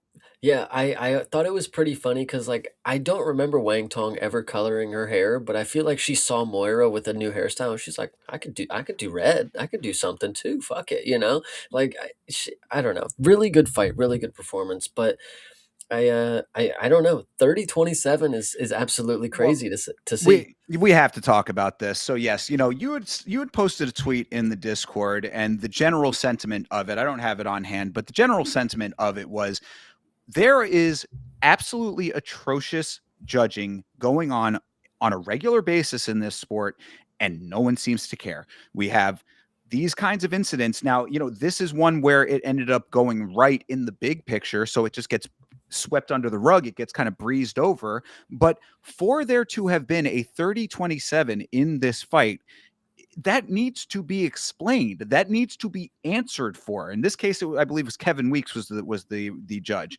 Now, what this tweet and then another one that I had retweeted recently as well, kind of expanding on this talking point, is that we have the same people week over week, both judging and refereeing this sport for what feels like an eternity.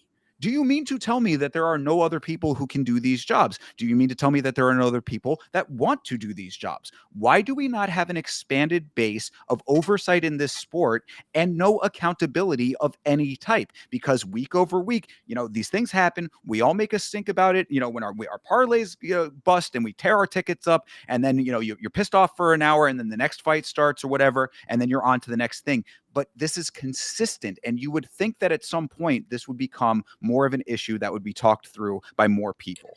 I've been saying this before. Again, like you even said, I mean, this time it went right. Nobody's really mad that it went a 30-27 to Wang Tong. I mean, it's crazy that it did, but if you guys don't get mad that they randomly just don't pay attention to the fights, if they give Wang Tong a 30-27 here, I mean, I got mad a few months ago. They gave 4-1 Mackenzie Dern, and I was the crazy one for saying something about it. Listen, I'm not saying it was the wrong call, but like you at least got to have some suspicion that not everybody's winning these fucking rounds this convincingly. If I'm sitting here questioning it, whatever. I mean, but 30-27 for a clear cut, almost 10-8 for the other person, that one's ridiculous. But I can't get too mad at it. People will tell me to shut up when I get mad, and it's somebody that I don't even care about. Wang Tong is somebody I care about, and it went her way, so I'll shut up this time. So. Well, but see, that's the thing, is that it's not about it's not about the win or the loss necessarily, unless it becomes the thing that makes the decision.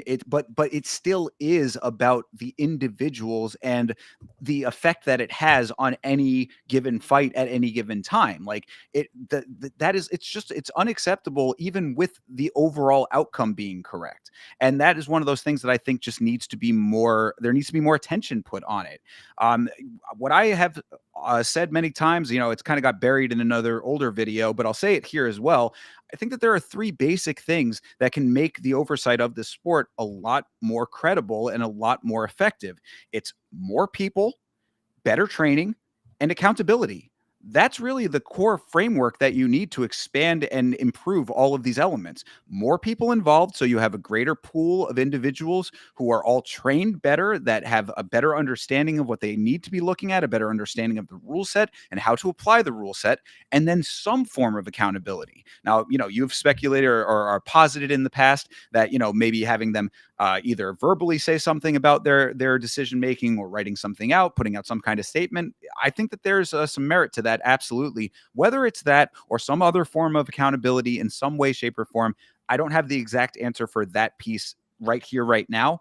But what I do know is that there needs to be some motion towards that direction of some type of accountability in some way, shape, or form. Because if not, then we continue to go through this cycle week over week. And then you and I talk about it week over week. I mean, Chase, we've been doing the show for almost 2 years now. We've been talking about this since we started. Yeah, I agree. Somebody's got to advocate for real change, and I don't mean Tom Aspinall. There you go. Well, so anyway, that's just a little bit of an aside about that, but I think that, I think it's necessary. And, the Tom Aspinall and the fouls equation, that's its own ball of wax, of course, but not dissimilar. I mean, part of the same world over here. There need to be changes and improvements to the oversight of mixed martial arts. That's at the end of the day the main point of what I wanted to get across. Absolutely. But, that being said, Wang Tong, great performance. Very excited to see what's coming next for you. Moreover, I'm also excited to see what's next for you. But I will say it was a losing a third round to Lauren Murphy in 2025. That was my clear indication of why you were not going to beat Wang Tong. And evidently, almost getting submitted by Wang Tong in round 3 in 2026 is a new bingo card, little cross off there. So Yeah, most definitely. Mora did get some respect from me in this fight because of the grit that she showed to be able to continue on and get that second round after a pretty heavy adversity in the first round and all of that. So I think that my respect level has improved a little bit for her. It's jumped a little bit, but I just still see some of the same holes in the game. Like this is one of those instances to me where like you push the fighter past the limits that they've shown before and they meet that, so that's good because you're seeing mhm. like they can go to that next limit point, but they are still limited, period. So what does that equal up to? You decide how you view that. But really I think that Wang Tong did everything that she needed to do here, and like you said, having a possible submission in there as well doesn't hurt anything. I said it would have been very wild if she had pulled that off. I think the last thing that I'll say is this is not the first time that Moira's missed weight. She obviously is having some issues cutting down. I- She doesn't look very quick at this weight. She's very, she uses her size to impose her will a lot. I don't know if she's ever gonna, she's probably gonna be forced to go up eventually if she continues to miss weight. I also don't even know if I want to believe that she missed weight per se because they both missed by like a pound and a half or whatever. Seems kind of suspicious that they both just missed by the same exact weight. Like maybe something was off here. I don't know. Wang Tong doesn't seem like I'm just gonna miss by a pound and a half type of girl. Moira has definitely shown that she's kind of in that ballpark, but like I don't know. I saw the picture of her on the scale and she looked pretty confused. I believed her. Maybe she was just looking cute that day. I believed her, guys. I don't know. Yeah, hey, whatever the case is with that, I mean, at least they both did miss by the same amount, so it kind of negated Right. all of that. But whatever it is, I don't know. I chalk that up to just being an unfortunate situation, and it is not good. I mean, of course, you know how I feel about weight misses in general. And it's be a professional, come in at weight. It's kind of a non-consequential fight in a lot of ways, except for Wang Tong, just knowing how Mora is not really going to be someone who I think is going to advance very far. So Mhm. I'm just glad to see that Wang Tong ended up making it hers based on all of that. And at the end of the day, guys, I know Wang Tong, she has the submission loss to Gabriela Fernandez, but her pro record in MMA is still 9-1. So one loss is not that bad. Islam has a really bad loss, and it aged fine. Everybody's cool after that one. He's the fucking goat now. So Yeah, 9-1 with knockout power. So exactly. There you go. yeah, keep that always in mind when it comes to the lady fighters. If they have knockout power, that's someone to always keep your eye on. Hell yeah. All right. Well, that takes us to our next one here. This was a this was a fun one in a lot of ways, but another crazy one. This is Javid Basharat versus Johnny Vasquez. Of course, Vasquez missed weight by 5 pounds himself. We talk about the inexcusable nature of that. However, he was in on. Did we lose Chase? Chase is gone, but Chase is right back. Continue on, thinker. I All right. apologize. No problem, brother. But yes, I was saying that Johnny Vasquez did miss weight by 5 pounds, but of course he was in on 3 days' notice. So I mean, at least what they said on the broadcast. I don't know if they were being hyperbolic, saying that they called him on Wednesday afternoon, but either way, short notice nonetheless. And so you give him a little bit more leeway, I would say, with that. Well, since you brought that up, the first thing that I will note is Basharat actually in his post-fight speech was pissy about this. Like, my fucking opponent missed fucking weight. Like, they're so unprofessional. Well, it was short notice, my guy. Like, you needed an opponent. So, like, how about you fucking thank him for giving you a paycheck? So Right. let's talk about that for a second. But the thing that I would like to say is you say this was a fun fight. You say this was interesting. I'm gonna beg to differ. Javid Basharat, this guy's not good. This guy is not very good, guys. I mean, I get, he got the knockdown or whatever early. Cool. Um, Vasquez is also not very great, But he did make it interesting. I will say the thing that I liked about him is he kind of reminded me of Vince Morales. This is actually a guy who has a threatening submission game. When it gets to the ground, he goes for submissions. And it's not like, okay, he's got him in a position. Like he's actually trying to set up something that's going to finish the fight. He didn't get it. I mean, but he showed something is possible, I would say. If you have somebody who's actually a great jujitsu guy, you could probably finish this on Basharat. But you didn't really have to showcase much, Vasquez. You just had to be in there with Basharat and let him expose himself. Oh, brother. Wow. More? Today we are I having a good one already. oh, But good Lord. Basharat just had to be in there with himself, basically. He just had to showcase that he's exactly what he is. And we all knew that he's not really that great. I mean, when it comes to brothers, you have one that's really, really good, most likely, and one that's maybe not as good. And this is definitely the case of the brother that's not as good. And, a guy on 3 days' notice, if you're some killer, I mean, it doesn't matter what the game plan is supposed to be. You have a game plan that is always in your system that you take into every fight because that's your number one thing that works. He didn't really have that. It seemed like, I mean, what did he do that made me think that Vasquez probably couldn't have won this fight? Like if he had 15 days of notice. I don't know. That's really why I thought it was kind of fun, was because yes, you are right. This is definitely the weaker Basharat brother for sure. Mhm. Javid did not have a go out and win the fight game plan after he had gotten the drop in the first, really. I said that that's really what made it crazy, is that it turns out Vasquez wasn't such a softball after all. I mean, this guy coming in on short notice from outside the organization in debut, like granted the weight miss is what it is, but like you would think that for the seasoned UFC veteran that this should have been a walk in the park. Turns out to be not so much of that. So yeah, I mean, this was a slowish first round until about halfway when Javid ended up dropping Johnny. I mean, Vasquez survives that, going back to not much happening after that, but obviously takes that round. But then, of course, in round two, Vasquez rocks and drops Basharat, and then he keeps the damage going. So it's like, okay, now we're 1-1. And I said that if you compared round one and round two, I thought that Vasquez's drop and round was better than Javid's when it came, like, if you're looking at just those two rounds without the third round, like I was like, Vasquez actually like used the drop to his advantage a little bit more than what I thought Basharat did. Like he dropped him and then he didn't really have a game plan if he couldn't just go in there and ground and pound him out. And that's Johnny Vasquez, a Mexican chin here, even the fact that he even got dropped is a little amazing, but he kind of got dropped. He got his legs up. He started doing what he needed to do, and then it was right back to nothing. So I was like, just off of that, I was like, Vasquez might be a little bit more of value than I was giving him credit, not knowing, anything that he was about coming into the organization. But then I think in the third round, both guys were a little gun shy because of the first two rounds. Javid gets the takedown. He keeps control. Vasquez able to land some good shots towards the end of the round. So kind of almost a little even. Javid winning this fight is not like something that I thought was like super wrong, but I did think that it kind of could almost go either way, because if you really were strictly counting off of damage, I don't think Javid did much in that third round, and Vasquez landed a couple of decent shots, albeit a few, it's a small number of them, but a few at the end of the round. That made it at least somewhat interesting to me. This guy coming in off the couch, basically, having a decent performance against a guy who's been in the organization for a while. It happens, and I hate to.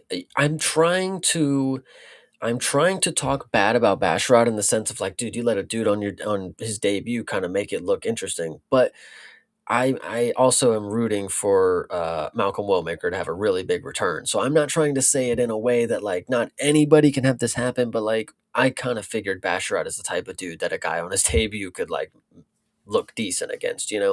Wellmaker, I assumed he was going to flatline the dude. It was a bit of a shock that he made it outside the first punch, but Basharat, I knew he had. Brother, he's got 3 rounds with you. You ain't doing nothing, I'm sure.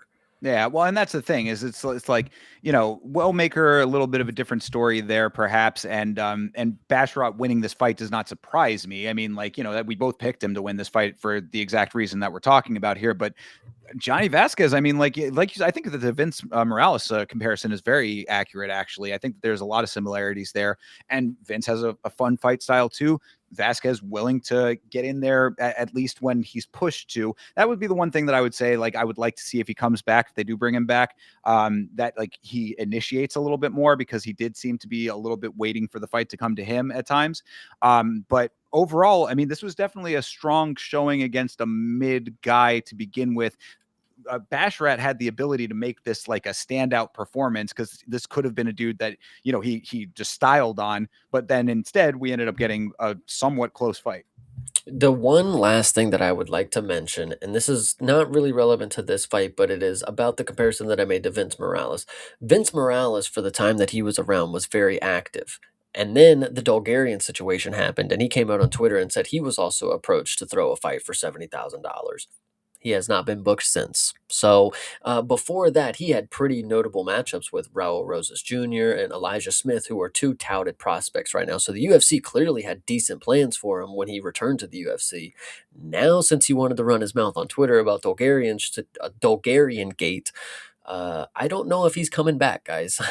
Just saying. Yeah, well, you know, shout out to Iridium Sports, baby. I mean, there's a whole lot that we still don't know about all of that situation, but of course, the FBI is working day and night to get us answers, as you know. So, Yeah, absolutely. Yeah. But either way, shout out Gianni. I actually am impressed, and I'd like to see him again. yeah, I mean, that really, I can think at the end of the day, that's basically what I'm getting at, is just that this fight ended up being more than I was expecting it to be. So Mhm. for that, I was like thankful, you know. Fair. Yeah, it wasn't as boring as I said it was, of course, but Basharat is definitely not somebody that makes me want to look forward to his fights. Oh, no, no, no, no, definitely not. Yeah, I mean, like, you see the similarities even with Farid, and we'll talk about him, of course, in a little while, but, like, Farid does those things better and elevates it a little bit more.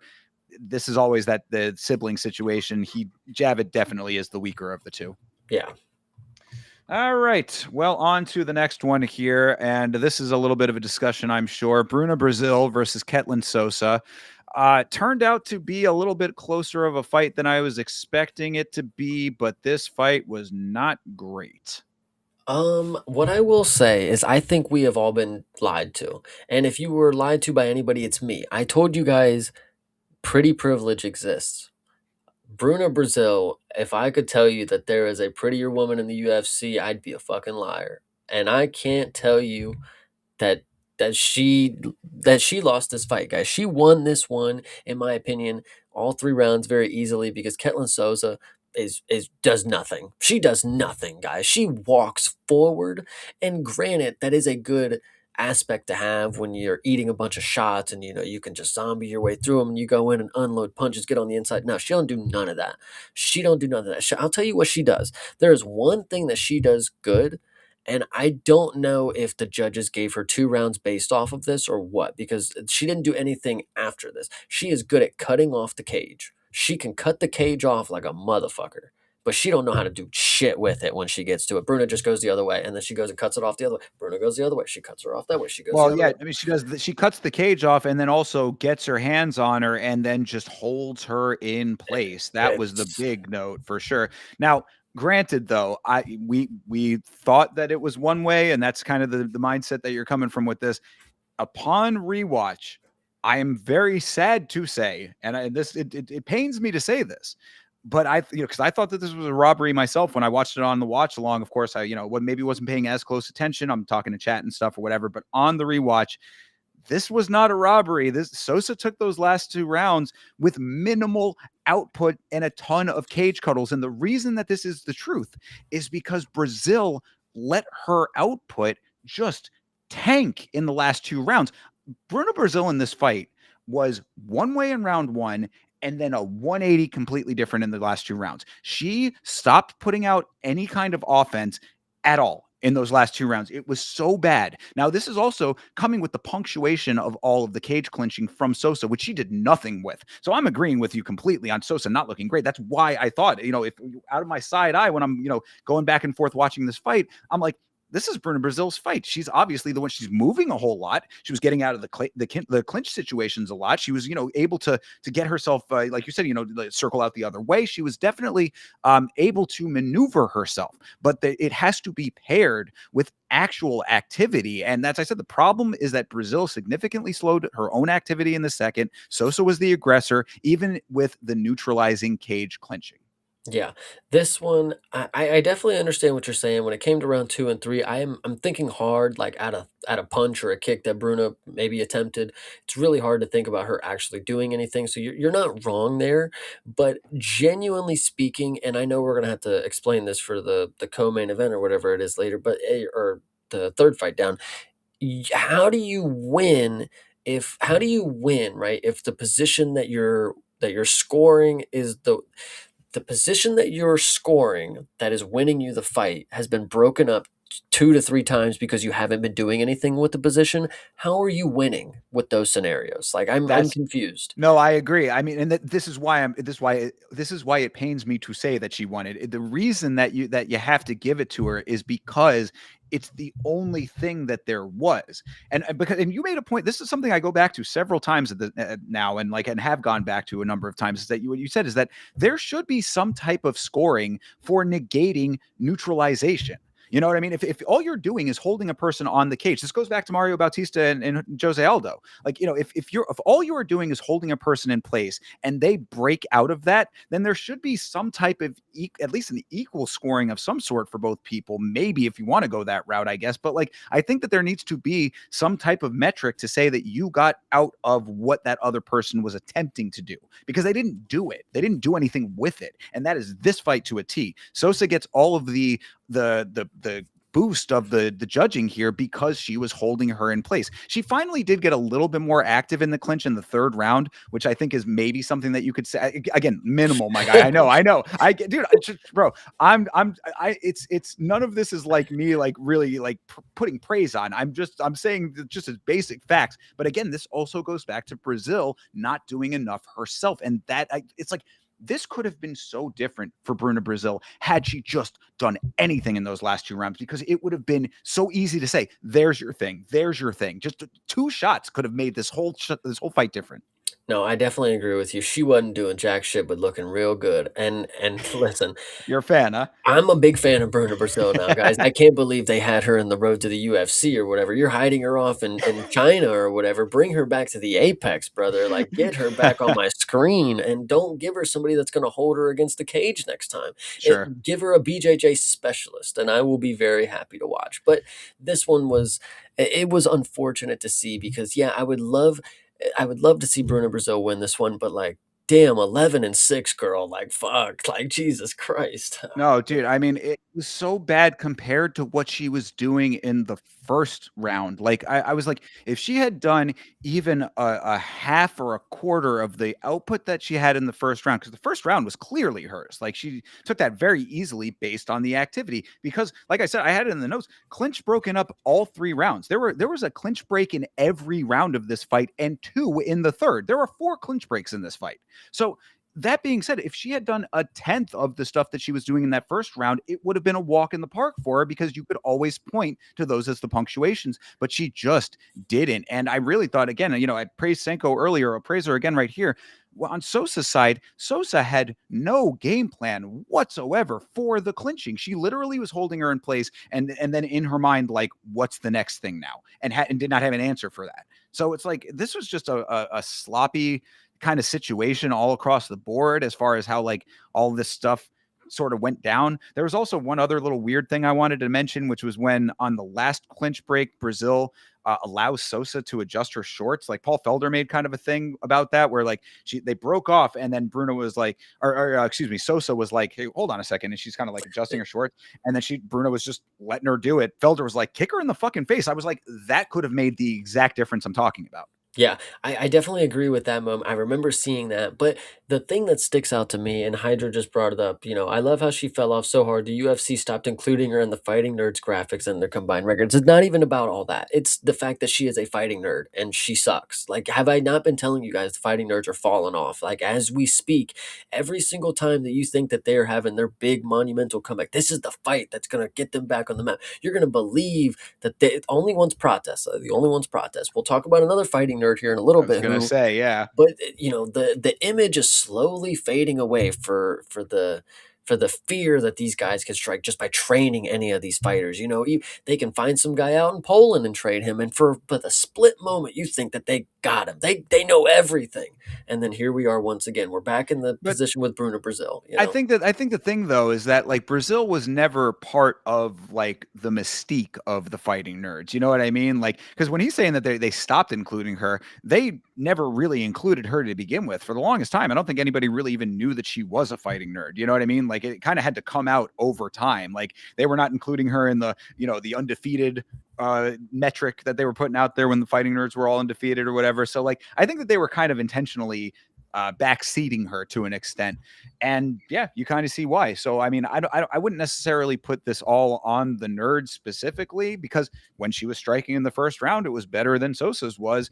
I just don't think that Bruna Brazil is necessarily the greatest fighter to begin with, and she just happens to be with the fighting nerds. You know what I mean?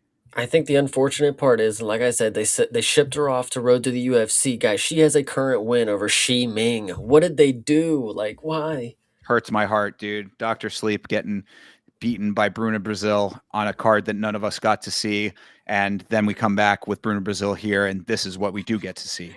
Yeah, I mean, shout out to them for knowing that this is not a pay-per-view worthy fight. I mean, Jesus Christ, if this had Apex written all over it, I mean, I would actually root for a lower tiered venue for these people to fight. I mean, you could have no fans, nothing else going on. I mean, You just have they this don't on the deserve prelims. shit. You have this on the prelims of the contender series. You know. Yeah, like Jesus fucking Christ.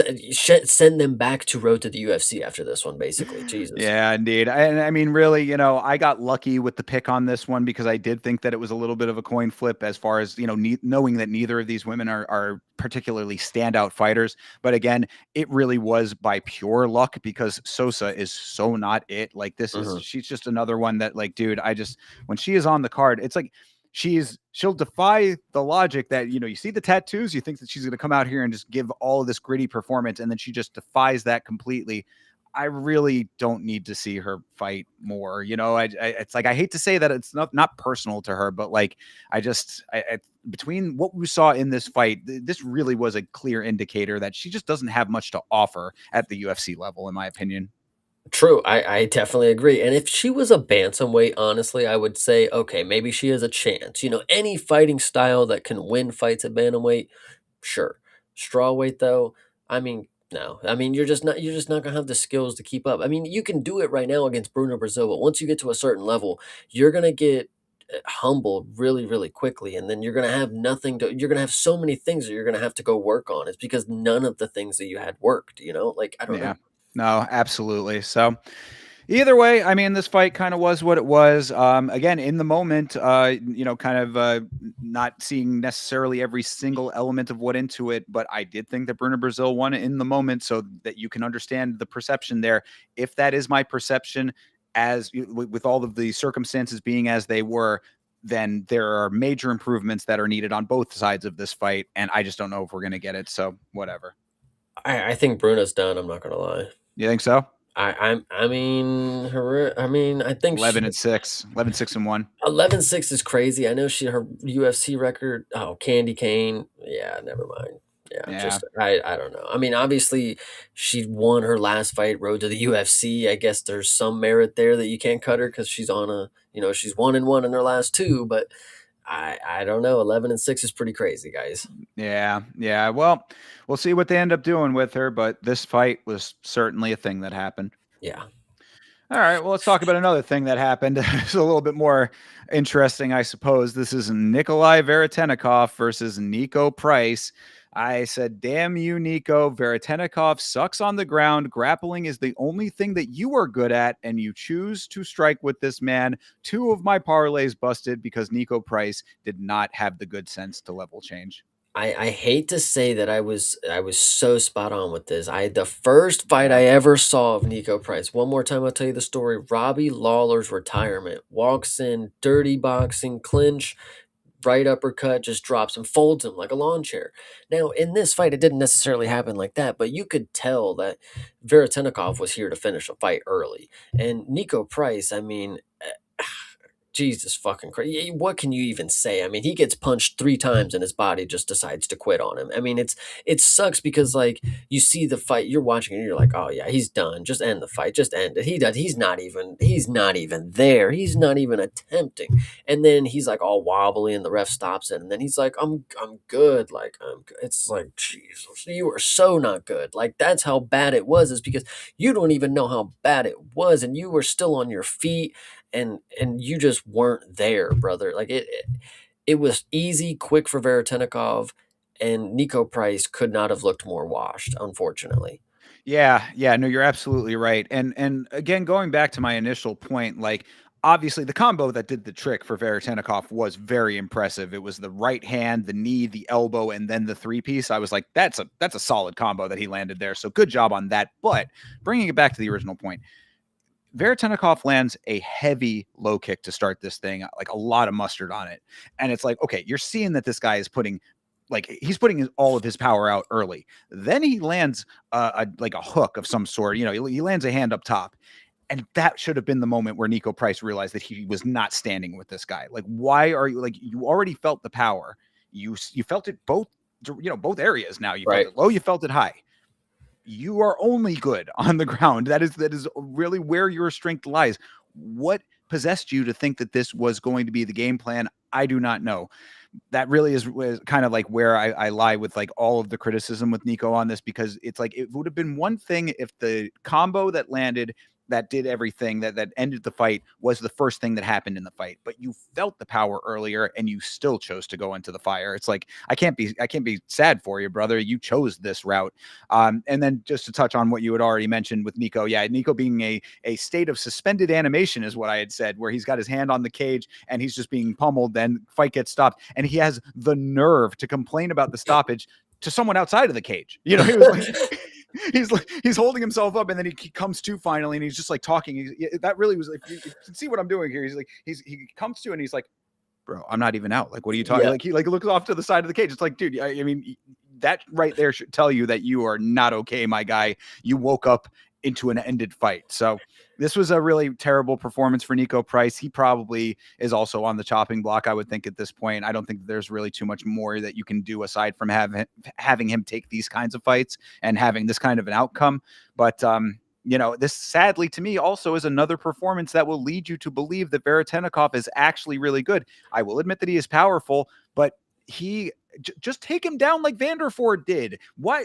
This was an easy potential path to victory. I'm not saying it would have worked necessarily, but he's had two guys now, him and the Argentinian, that both of them did not have success in this one area that Austin Vanderford, a guy coming in from Bellator, showed you the blueprint of On his debut. on his debut. So this is what I'm saying. Like I the same with Moon Gafarov, guys. If you can think that Veretennikov is powerful, and I will admit that he is, but don't let this lead you to believe that there are not weaknesses to his game. If he goes up against an actual wrestler grappler, this could be a very different fight. I find interesting, again, this has nothing to do with the fight itself. I mean, kind of, but I find it interesting how long some of these fights last, that I remember being just like in an instance. I mean, to be fair, he made it a minute and 42 seconds before getting starched out on his feet. I mean, in literally one sequence. It's not like he beat him up for a minute and then finally finished him. It's like, no, he waited about a minute and 40 and then he just unloaded a mean combination on you. So you had a minute and 40 seconds to shoot a takedown, Nico. I mean, I don't know what happened here, brother. That's what I'm saying, dude. And it really, really steams me, because all I needed for one parlay to hit was one takedown from Nico Price. That was all it would have taken, bro. And I wasn't even mad about losing it, having him to win the fight. That was a moon shooter. I had one little small like offshoot parlay to be like, all right, we'll throw him a bone. I parlayed him with Wickwatch, and then Wickwatch won. I was like, okay, this could actually hit.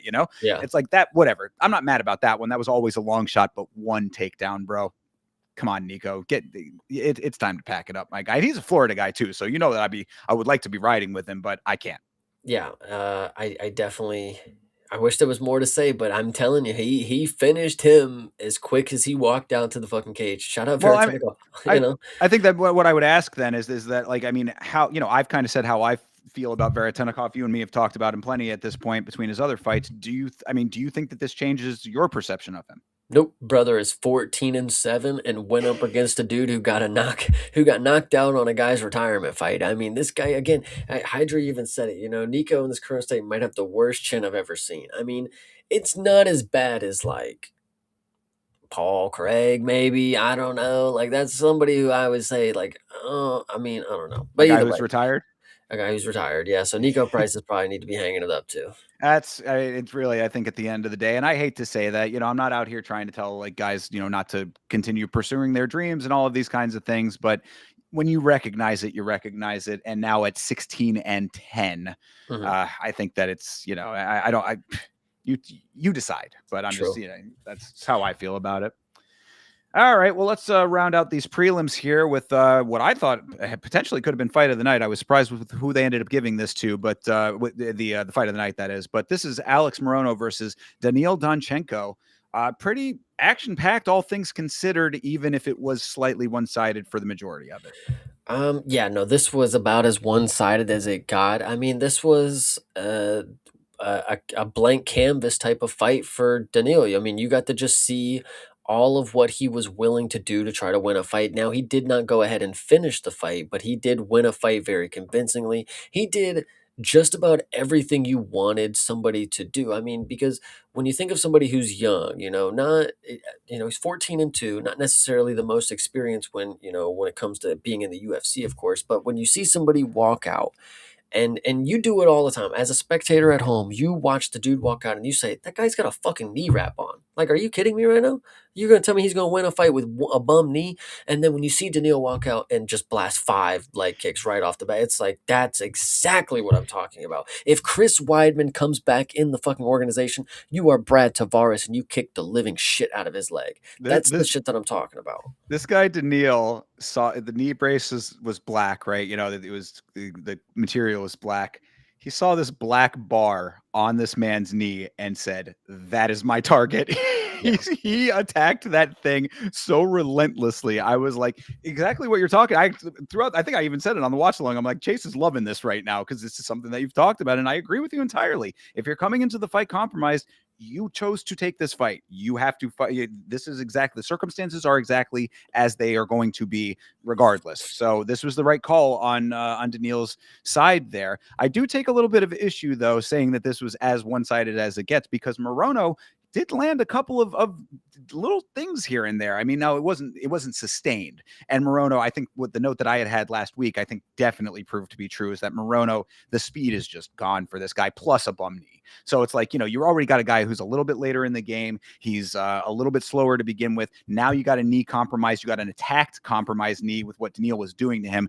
There was no movement that was going to be coming out of this guy. But why I like Alex Morono, and I've always been a fan of him, is that he really is a dude who will stay in the fight until he is absolutely just lifeless. He will not quit on himself or in the fight. Like Paul Felder at the end of the fight was saying, "Oh, go balls to the wall and get a moral victory." I'm like, brother, the fact that he is still in this fight at the time you were saying this is the moral victory already. Like, he is a never quit kind of guy. I wish that his physicality could live up to that and match that at this point, which it sadly does not.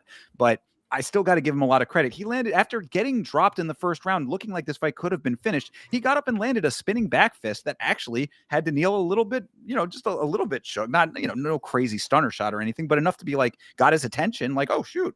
So I was like, there you go. This is why I like this guy, even in defeat. What I want to say, and I'm surprised you haven't brought this up yet. If you think back to when Daniil was on The Ultimate Fighter and he was going against Matt Dixon, the fight abruptly got stopped because of the back of the head shots from Daniil. Now, if you remember in his UFC debut or the Ultimate finale, whatever you want to say, against Rodrigo, whatever his name is, he also had some illegal strikes that he ended up getting in that fight, I believe. And it was always like, what are you doing there? This fight right here, he also was hitting the back of Morono's head right when they got to the ground. And I was sitting here thinking, like, that there it is again. Like, that's kind of crazy that, like, you just happen to be punching people in the back of the head so frequently, Oh, like, dude. Well, yeah, you beat me to it because yes, that was absolutely going to be the next talking point from me is that 5 elbows and a punch to the back of the head, square on the target too. I had this very clearly in the notes. I said not mm, the side of the head. These were back of the head shots. If you look at the replay of it, this is there no two ways about it because it's like how that is where it's like if it's close enough to the side, you're like, oh, am I being a little hypercritical? It's no. These were back of the head shots, and what I said about that is that unfortunately, Donchenko, and he's a guy that I like. I mean, I wanted him to win the Ultimate Fighter, and I'm glad that he did. He's got a good personality. He's a good kid. He's a young guy too, so it's like he's still got a long way to go. But he is gaining a reputation and showing a pattern of being a dirty fighter, and he really needs to get this in check now because this is going to be something that will carry through and be the narrative that is going to be coming up over and over because it's already coming up over and over. yeah, and it's not like he's getting, knocked for it. It's not like the judges or the reffing is, he's not getting points taken. He's not getting hard warnings yet, but it's still something that he hasn't scraped out of his game plan yet. I mean, obviously it's fighting, things happen, but 5 unanswered shots at the back end. 1, okay, he obviously turned his head or whatever, and you were, landing the shot. But 5 shots is pretty crazy. Switching up to an elbow and then a punch, pretty crazy to get both of those in there while the dude's head is, buried into the mat kind of deal. Yeah, But well, and this is Keith Peterson who is reffing this one. He has to be one of the worst when it comes to back of the head shots, man. It really all these referees, and I'm the one that tries to give them leeway. I want to give them, I know it's a tough job, but when it comes specifically to back of the head shots, if you recall, Keith Peterson was also the Oliveira versus Michael Chandler fight, and we know what happened there. So, and pairing all of that when it comes to this fight with the fact that Keith Peterson gave Donchenko a warning early in the fight, a preemptive warning for leading with his fingers. So it's like you're gonna warn him over a finger lead that hasn't actually amounted to anything yet, but you're not gonna call the multiple back of the head shots. It's just it's make it make sense kind of thing. You know what I mean? yeah, I what I would like to say though is I remember about halfway through the fight, maybe it was the third round, they showed the striking totals for Danilo Donchenko. Brother, he was mixing everything in there, like he genuinely is a really good striker. And he does have this tenacity that he's just in there to fight. He's kind of listen, when it comes to Robert Valentine being this dude's training partner at times, he's got that warrior spirit kind of deal. He kind of gives you the Yuri vibes at the end of the his post fights. Oh my goodness, I lost thinker one more time. At Yeah, the Yes. there you So are. Danil in his post-fight speech, he was a little upset, a little down on himself. He wanted a better performance. He knows he could do better than this. Against somebody like Alex Morono, rightfully people are talking about how tough this guy is. I don't think this is something that Daniil should hang his hat on. Obviously, yes, want better. You should be able to finish this guy, on his way out of the organization, you're on the way in. But genuinely speaking, you did just about everything, bro. You tried to break his fucking leg off of him. He didn't want to quit. That's hats off to him, but you were inflicting the most damage that was going to continue to happen to him. So I give you props to not giving up on a game plan. I mean, you know, we'll talk about it with another fight here in a little bit, but it's like, certain game plans, it's like in your mind, it's like eventually they gotta quit. Like, when it comes to body shots, it's like eventually they gotta fall. But like sometimes people just don't, like it's not necessarily anything that you can do, especially if you're not like a one hitter power puncher that you can just knock everybody's lights off. There's game plans, there's ways for you to win the fight. I think Danilo had it 30-26 for 2 judges. I mean, this dude whooped ass. So shout out to him. Yeah, no, I agree. I think that this was a very solid performance amongst many now that we're seeing out of him. I think that he's got a lot of potential in this sport for sure, especially at his age. So, Yes. what I said is that this is also a data collecting kind of experience when it comes to him specifically, because we did see now having to go a little bit later in the fight. He definitely started to gas a little bit in the third, which is understandable considering how much energy he put into those first 2 rounds. So, there's like elements that need to be fixed. We talked about him with his dirtiness. He really needs to get that in check earlier than later, I would say, and also should be dinged for it, but that's not his fault. Either way, there are just like these little touch points that like you can say, okay, this is a place to improve. This is a place to improve. But overall, very, very solid performance. Exactly really the performance I expected out of him against a guy who is as tough as Morono is. So like that being the way that it ended, yeah, it would have been nice if he had finished this fight, especially considering that his opponent was compromised. But at the end of the day, it's basically what you're saying is that, really this was a very solid performance. He himself, said how tough Morono is, and, knowing that this guy is like, has the reputation of toughness that he comes into this fight with, and all the experience that he has. This was a solid win. Make the adjustments that you need to. Please stop being so dirty and come back and continue doing what you are doing, because you're already on a good trajectory. And like I said, because of Morono's toughness and the stuff that he was able to do, I would have given this fight of the night personally. This was the one I thought deserved it, but they gave it to a different fight we'll talk about in a minute.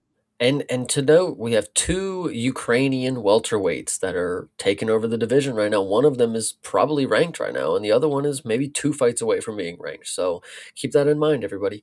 Hell yeah, absolutely. I believe that they might be training partners. I They are. think, yeah. So I mean, that we'll see if that comes back to bite us in any way in the future. We've certainly seen issues with training partners and not wanting to fight and all of those kinds of things. So we'll see. But yes, shout out to Ukraine. Shout out to Daniil. Good job on this fight. Oh yeah. All right, next up. Okay, so this is one that needs a little bit of discussion here. This is Dustin Jacoby versus Julius Walker. Now, before we get into the actual fight itself, I will say the note that I have, this is Dan Mergliotta, the referee. Dan Mergliotta, you probably heard his name a couple of times on this very show. Dan Mergliotta, this was his 500th refereeing assignment for the UFC. I said, what a way to celebrate that achievement. Plus, these two are friends and former training partners. And you really had Dustin Jacoby go out there and almost murder his friend.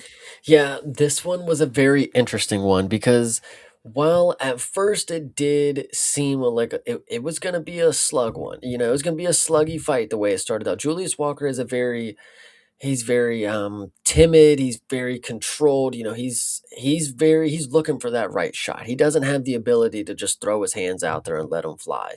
Um, and Dustin Jacoby, again, I brought up earlier this. I find out I did not know this. He is a former opponent of Alex Pereira in Glory, and Yeah, that's crazy. I did not know that either, actually. That's awesome. so when I found that out, I said, "Damn, his striking does make a lot more sense. This dude probably has been doing it for a really fucking long time, And he is a very good striker, and I obviously know that he's got very good hands. He's got the ability to knock people out. I was expecting Julius Walker to have a little more success with the takedowns. Now, granted, he did exactly what he needed to do. He found out that he could not strike with this dude, so he started shooting. He shot for his life, and he just couldn't keep him down, unfortunately. He even, it wasn't even like he was doing the same thing over and over. He got him, picked him up, dropped him in his corner. Jacoby got up. Okay, he gets him down again, jumps on his back. He gets up again. He was trying a lot of different things in quick succession. Unfortunately, it probably wasn't going to sustain throughout through the entire fight. Like even after the first round, he got up off the ground, and it's like, yeah, you just tried to wrestle for the whole round, dude. Like, now you got a striker in front of you who's like ready to go. And it didn't look great, but I thought the idea from Julius Walker, like at least he didn't try to stand with him and just get starched. He tried to implement the game plan that was that was going to work. This is what the coach set up for him. This is how we can beat him. Unfortunately, Dustin Jacoby has a lot better takedown defense and get up ability. And then when you get back to the feet, he's able to just let his hands fucking go. And Julius Walker, he's a little chinny, guys. I mean, listen, these were clean shots from Dustin Jacoby, and a light heavyweight throwing a punch who can actually throw a fast, technical, precise punch. I mean, yeah, it's going to do some damage. But Julius Walker, I mean, the first punch it was already had him on the ropes. He starts flying across the cage. He's all loopy, and then a second one catches him, and then you get some uppercuts, and then he gets dropped, right? And then Dustin Jacoby walks away, like hands up in the air, having a good time, and Dan's like, no, it's good, because this is what the part is. Dan actually steps in. So this is what pisses me off, because we've said this before. If you make contact with the fighter, you gotta do something. Like, you can't just step in, because it wasn't even like he like put his hand on him. He actually like tripped, bro. He like put his foot in the way, and then Dustin Jacoby like trips on him, and it's like, dude, what are you doing? So anyway, Oh, Jacoby walks away, and then Julius Walker is fucking on his knees, praying for fucking the fight to be over, and then just gets caught with a fucking uppercut. Like, yeah, and then the whole sequence continues after that. But anyway, yes, go ahead. This was absolutely madness. Oh yeah, no. So I mean, yeah, I've got all of the the stuff with the finish, of course. Yeah, let me talk through that. But really, I mean, the only note that I wanted to say before any of that was that I thought that basically what you outlined is correct. This the smacks of the same basic framework of what we were talking about with Moira and Wang Tong, where it's like the game plan was what it probably should have been for Walker. I thought decent success in the first round. Pick up and drops, good control. I thought that he took that first round based on all of that. Dustin Jacoby wasn't able to get his striking off as early, but you always know that it's going to start on the feet, so that threat is always there. In the round two, of course, we end up getting that. But yes, out the gate, round two, Dustin blasts Julius, and then the shenanigans begin. So, right, Walker goes down heavy. Dan slides in, risky business style. Dude was pulling the Tom Cruise in Risky Business, if you know the film. Dustin thinks that Dan's going to wave this thing off because he literally just surfed his way in. But no, no. I mean, well, then Dan, if you're not going to do that, why are you that close? You're on top of them.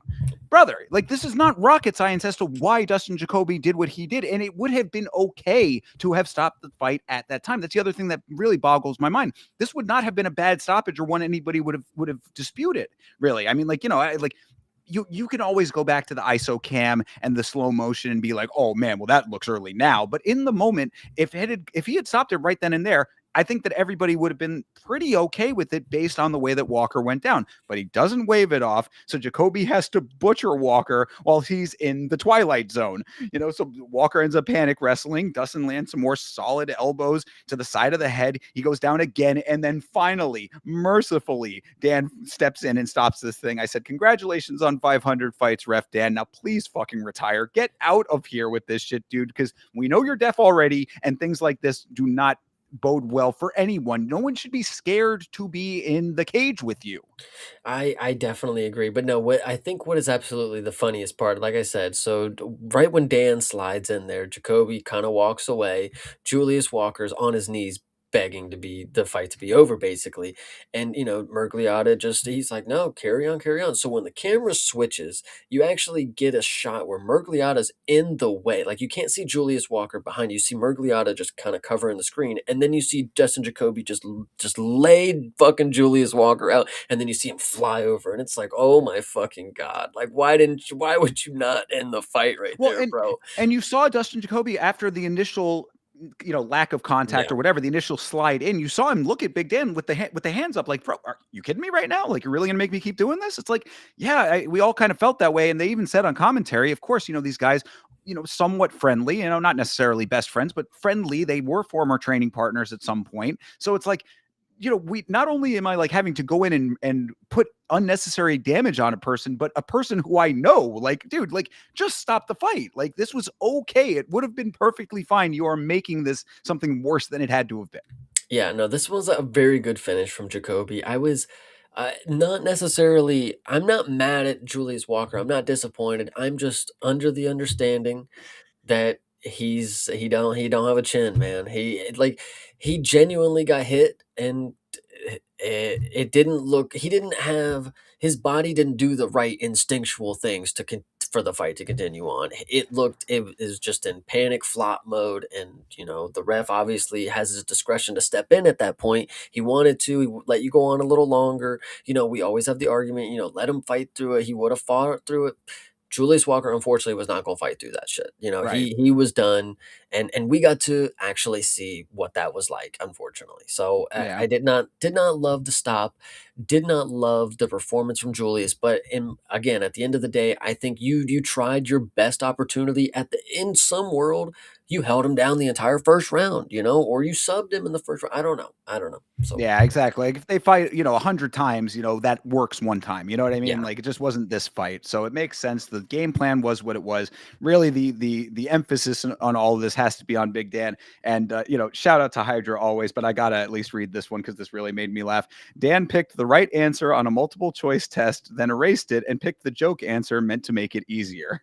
It's like, that really does track pretty well when it comes to the description of how this all played out. So, yeah, again, this is the ugly, I guess, the wacky, I guess you could say, in the sport or whatever. But I just hate the fact that it comes at the expense of Julius Walker. I mean, like, we can meme on it and we can laugh about it here, but this guy did not have to take 5, 6, 10 extra strikes, in this fight where it could have just been an easy out, and him just kind of licking his wounds and going away. This would have been perfectly fine without all of this. And, we got to be conscious of that when we're talking these things through. This is a human being that we're talking about. So.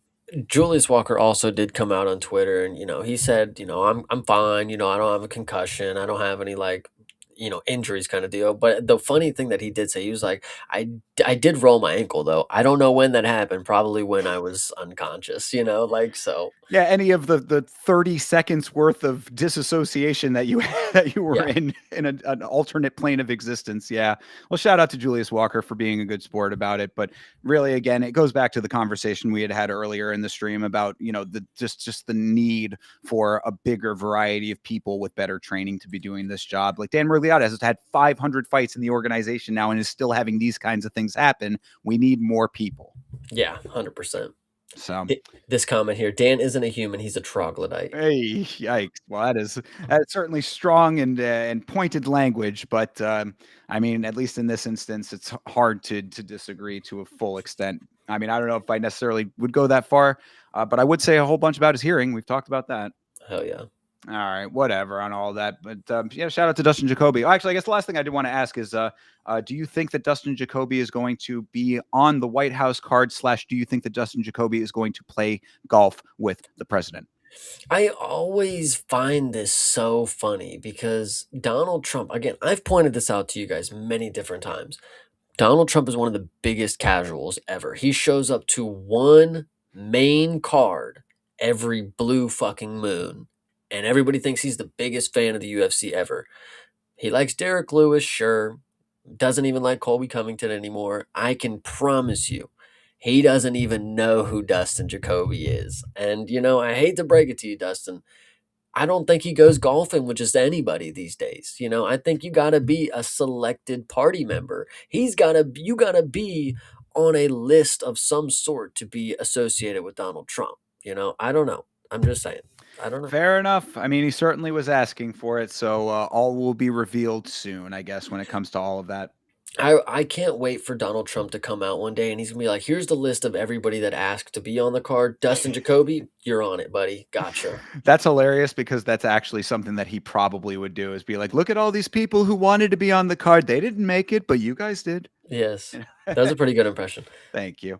All right. Well, either way, let's move on to the next one here. This was a little bit more of a standard affair, I would say. Not a bad fight, but, kind of compared to all the wackiness we've been talking about, you need a standard fight, I would say. This is Jean Masumoto. I was incorrect earlier. I thought that he went by Jean. It actually is John, just like John Silva. So Jean Masumoto versus Farid Basharat, of course, the brother of Javid. This fight, once again, with the Basharat Bros, I'm just never going to be excited to see these guys. I mean, I don't listen. This fight wasn't necessarily the worst ever, but I can't tell you there was anything memorable from it. The only thing that I walked away knowing is that Matsumoto is not like he's fine. He's a good, decent Brazilian prospect, but I can name probably 4 other ones that are 10 times the whatever Matsumoto is good. He is good. He can get you a split decision. But when I think of other prospects, Brazilian prospects, like I think there's just better ones out there. And Basharat, again, they just don't speak to me as like the greatest talent ever because they're not leaving me with a lasting effect of what they can do that's going to dominate everybody that's in front of them. When I think of people that are so good, like there are people out there with like Meli Costa, when a Brazilian prospects right here. I know it's a different weight class, but like I can tell you, there's so many different things that dude can do that he's proven that he's skilled at. But when it comes to Basharat, it's like I've not been. He's not proven to me that I need to be aware of his game. Like I can keep writing off this 15-0 dude. Like sure, a bullet, 18-0 or whatever. You watch him, it's like there's something about the striking. Like you can tell, like, okay, 18 people definitely lost to that level of a striker kind of deal. Basharat, though, it's like 15 people lost to this dude. Like, they gotta be nobodies for real. Like, Jesus Christ. If this dude got a split and he's not even the fourth best Brazilian bantamweight we got right now, I don't know. So Yeah, yeah. I mean, I agree with the basic sentiment. That's kind of why I framed it the way that I did. Like both of these guys are solid fighters. You know what I mean? I think that Farid had a very well rounded and well utilized performance here. Like his skill set was applied very evenly in all areas, and it worked in negating all the things that John wanted to do. So it was essentially dominant. This was a split decision fight. I thought it was pretty clear personally after, especially on rewatch, but for Basharat, for Basharat, yeah, okay. definitely. Yeah, absolutely. And but I mean, like, so. But that being said, it's like okay, if it's close enough in people's eyes, then it even proves my point even more. Is that like I think that both of these guys come in with a solid core skill set that is, like you said, it's good. It is like these are good fighters. These are not people that you would say that these are slouches by any stretch. It's not. It's just like it's not inspiring, I guess. It's not inspired in a lot of ways because really, what I said about Masamoto in this fight is that he really didn't seem like he could find his rhythm. Like that there was a lot of times like I always talk about being first, getting yourself into the flow state early because that's going to carry you through the fight. I think that is where Masamoto floundered in this fight, is that he wasn't able to find that early rhythm. Basharat was just able to move very well. He was able to keep his hands on him. It just felt like Masamoto was outmatched in a lot of this fight. And he had a couple of moments here and there of some decent striking because he is a good striker, but it needs to be more. I said the one time that Gene Masamoto had striking momentum in the third round, Farid got the takedown and negated it instantly. And that kind of is a general note for a lot of this, is that anytime that Masamoto was starting to have a little bit of momentum, Farid just had an answer for it. He always had an answer. And the thing that kind of goes to what you were saying is like only having the answer to negate other things, that's not enough to inspire someone to be like, that guy is great, because you need to take the reins. It's not like you can't just always being reacting, and then that win. I mean, it will win you the fight. It won you this fight, but like it's not like what you want to see as like a dominant fighter. Like you want to see him being the aggressor, being the person who's going to make the action happen, as opposed to I have the answer for everything you're going to do. Yeah, absolutely. I agree. I think it's just unfortunate. I think Basharat goes through this same kind of thing when if you think of the flyweight Rafael Estevam, that dude's undefeated, I think, still. Maybe not still, but like if you there's just nothing that makes you remember what they do that is so good. Maybe they have size, maybe they have athleticism, maybe they have this, but like what are they doing in the cage that makes me remember? That's what that Basharat bro is about. Like that's what he can do. All I remember, him and his brother are not very good. Like, like, and I hate to be that way because like, it would be different if I could be like, damn, that one brother is like really fucking good and the other one's like not very good. But like they're both similar in skill set, and the other one I already know got knocked out by Ricky Simone.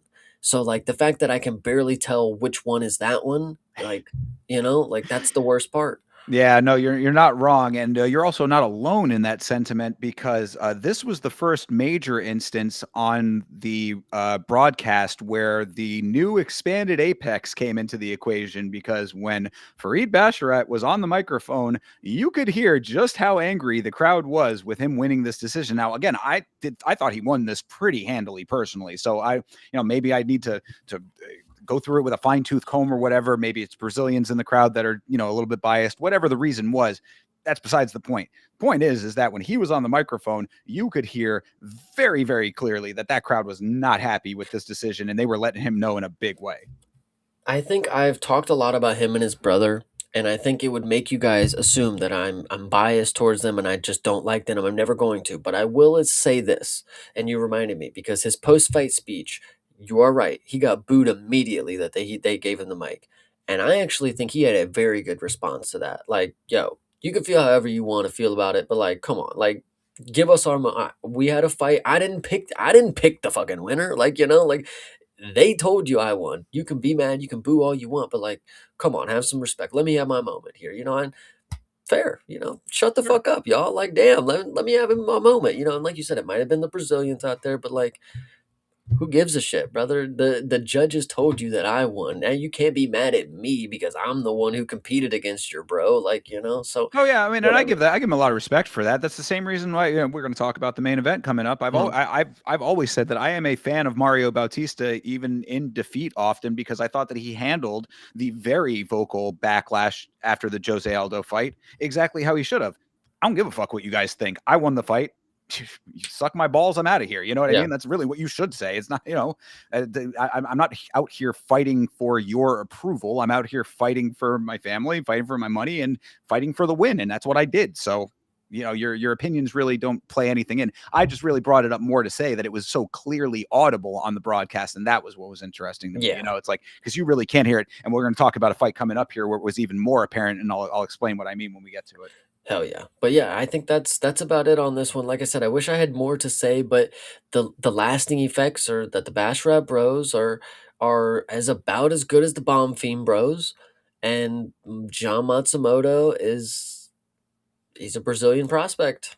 We have a lot of those. Yeah, yeah, you're definitely right about that aspect of it. I mean, I want to believe that there is still some room for improvement for Masamoto. I think he can get better. I still see the same things in him that I saw in him early that like is like unmolded clay kind of thing, but like you got to start molding that clay. And I mean, he was only 17-2, so there's still plenty of time for it. But I'm just saying, like, don't let that ratio start to creep up on you because you start getting to 17-5, and then now we're starting to have a different conversation. So Yeah, and if I'm not mistaken, his last win was also a split decision. But let me uh, just double check on I that. believe it Yeah, was Rob Font, right? his last three have been split decisions. Yeah, So so this is what I'm talking about. I mean, there is plenty of room for improvement. I do still think that can happen, but you've got to make those changes because if you're getting all of your wins by split decision and you got the two losses now too, eventually this is going to be a different narrative that we're creating. And I'm not going to be able to say, oh, but he still could. It's like you only get so much time in that window. yeah, and a perfect. I mean, not a perfect world, I guess, but 17-2 with the last three being split decisions. I mean, you could very well be 14-5. 14-4. Right. 13-5. You got to make sure, and obviously you have won these fights or the at least one of the split decisions. You lost a split decision to Rob Font, and then now this one, he had a split decision win to Miles Johns is the other one, but True. if that's the only split decision you're winning is Miles Johns, I hate to break it to you, Rob Font is far from the top level of the division. So I don't know. Like you said, you just gotta be you gotta get more wins here. You gotta get them unanimously, brother. Split decision. The judges are not always gonna give it to you. And when you have a person who is from a region that's not represented more often, they're more inclined to put that dude in the spotlight because that gets more people watching the sport. So I don't know. True. Yeah, you got to set yourself apart. That is a good point. All right. Well, maybe next time, but fine win for Farad. And in some broad, small way, I would say shout out to Afghanistan because it's like that. If you want to talk about underrepresented regions in this sport, I don't think it gets more underrepresented than that. I think they are literally the only representatives of Afghanistan currently in the UFC, if I'm not mistaken. So Yeah. Yep.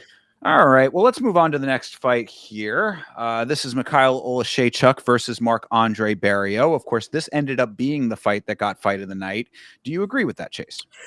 Um, yes, because it was actually a two-sided affair. If you were arguing this over Daniil and Morono, I mean that was a one-sided occasion. Daniil just whooped him the entire time. This one, you could definitely argue that Marc Andre had a chance. Kind of deal. I mean, he obviously showed exactly what he does every fight. He shows this toughness that he has. I'm listen. Big fan of Marc Andre, and these are the fights that tell you why. I mean, this dude will come out here and he's not afraid to go against another striker, and he'll go in there and he'll tuck his chin, and he's a very technical striker. He took a lot of body punishment in this fight, and I think that is what's key here.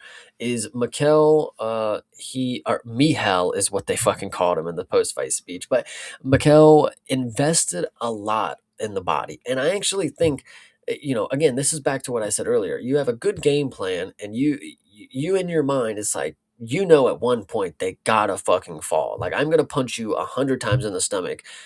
99, the 99th time, you gotta fucking fall. No way you make it this far. And Mikhail was doing so much body work. He was loading up on these hooks, and he actually he's getting a little predictable with his striking because obviously he didn't get a first round finish like he was able to in his last couple of performances. So when you watch his striking over 3 rounds, you see that he's getting more predictable. He has this one shot where he loads up the one, he throws it really low, and it's either a body shot or it's up top with the hook. That's all he's got.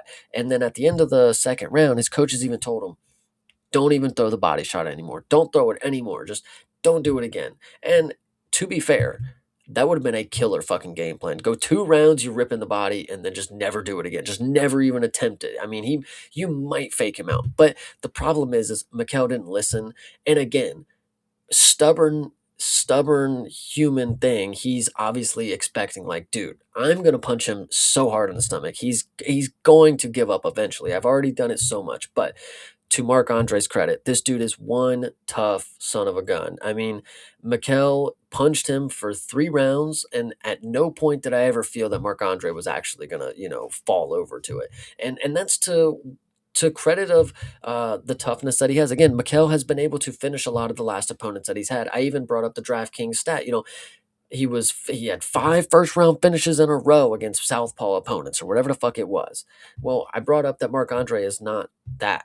And funny enough, he didn't get finished in the first round, nor did he get finished at all. So I'm starting to think, is Mikhail really good at just punching people whose face is really fucking close to his power hand? And as soon as they're not close to him, he's either body shot or a wild hook across the top. I don't know.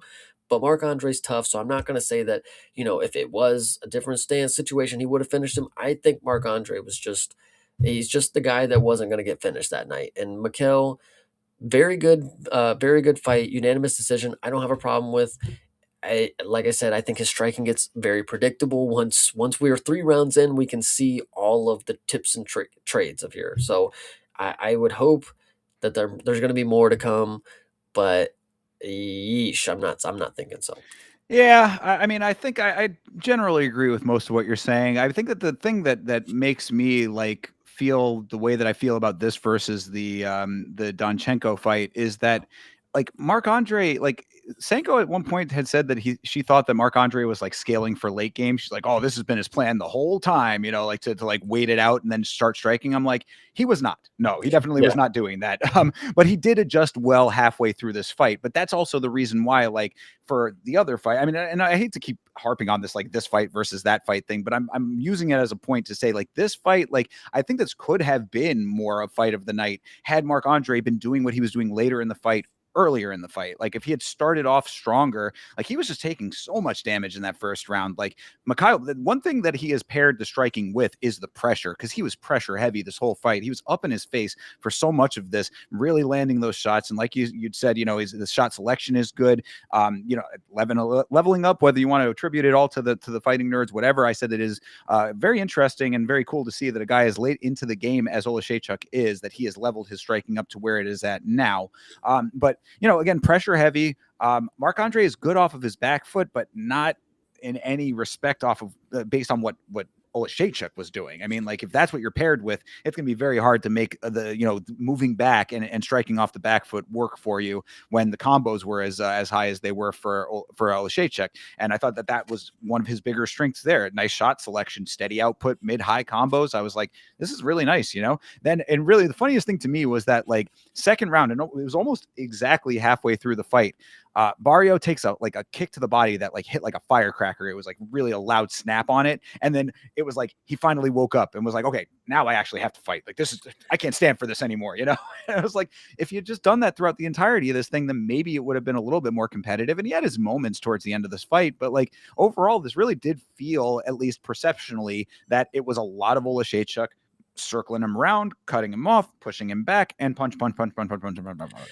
I think the most unfortunate part is that while Mikhail had a very good striking outing here, I mean, again, this is against somebody who's going to stand in front of him and just test his toughness. So, granted, you should have a very good striking performance on somebody like that. My thing is Mikhail, second round started, bro was already tired. Now, granted, he got to the third round and he finished strong.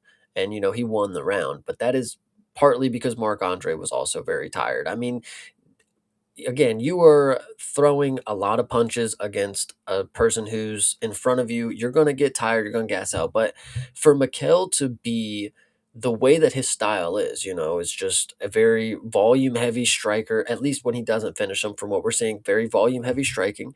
I would have really liked him to not look disgustingly tired after the first round, and it sucks because like if you're in your wheelhouse, you're doing what like if you're a striker and you're striking, you should be able to do that for a lifetime. Wrestlers, if you're wrestling, you should be able to grapple your life out. If you're a wrestler and you start striking, yeah, you should get tired because it's not in your wheelhouse. Other way around. But like if Mikel goes up against somebody at middleweight who was able to, again, he's been around. I think he's been at welterweight, right? I think so. Yeah. Yeah, so, like, when he gets to the position where people are taking him out of his element, he's gonna get tired just like he is when he's striking, and then what? Then the striking's not gonna be anywhere near it needs to be. If we get rounds 2 and 3 of, Mikhail's striking, and that's, like, gonna be the freshest that he's gonna be for the remainder of a 5-round fight or something like that, I mean, it's not looking too good in my opinion. I like the first round finish, Mikhail Oleksiejczuk. I'm not liking the 3-round decision, Mikhail Oleksiejczuk kinda deal. Yeah, it'll definitely come to bite him when he gets a guy who's able to keep the cardio going for longer. I also had that in the notes that, they both ended up gassing pretty solidly through the end of this thing. And Olashaychuk did seem to fade a little bit earlier, but thankfully for him, Marc Andre had taken so much damage that it was kind of like evened out, even if Marc Andre was a little bit, not fresher, but you know what I mean, like had a little bit more stamina. But yeah, it was definitely noticeable in that third round and noticeable in the post fight too, because he got an interview and he was huffing and puffing through the entire interview too. So there's definitely a little bit of a tank issue when it comes to Olashaychuk, and there are going to be a lot more fresher guys. So I could see that being a problem.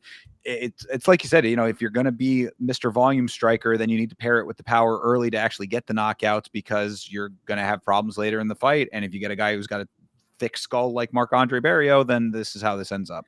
This guy, Michael Oleksiejczuk, has been in the UFC since 2017.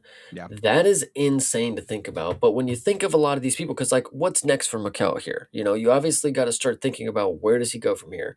But when you look at the list of the people that he's lost to and faced before, I think he has a rematch coming for him. And hear me out, Mhm. because a lot of these people are at a different weight class now from him, which is fine. But when you look at somebody like a Cody Brundage. He beat him already, sure, but that's not the one that I'm necessarily thinking about. Kyoba Hayo, he also has a loss to, and that's not the one that I'm thinking about. But again, these are just names that are still relevant around here. Chidi and Jekawani, he beat him already though. But here's the one that I think is key: Michel Pereira. He lost in 2024 to him by submission in first round. Now, granted, Kevin Holland also submitted him in the first round in 2024. So let's not jump our horses here.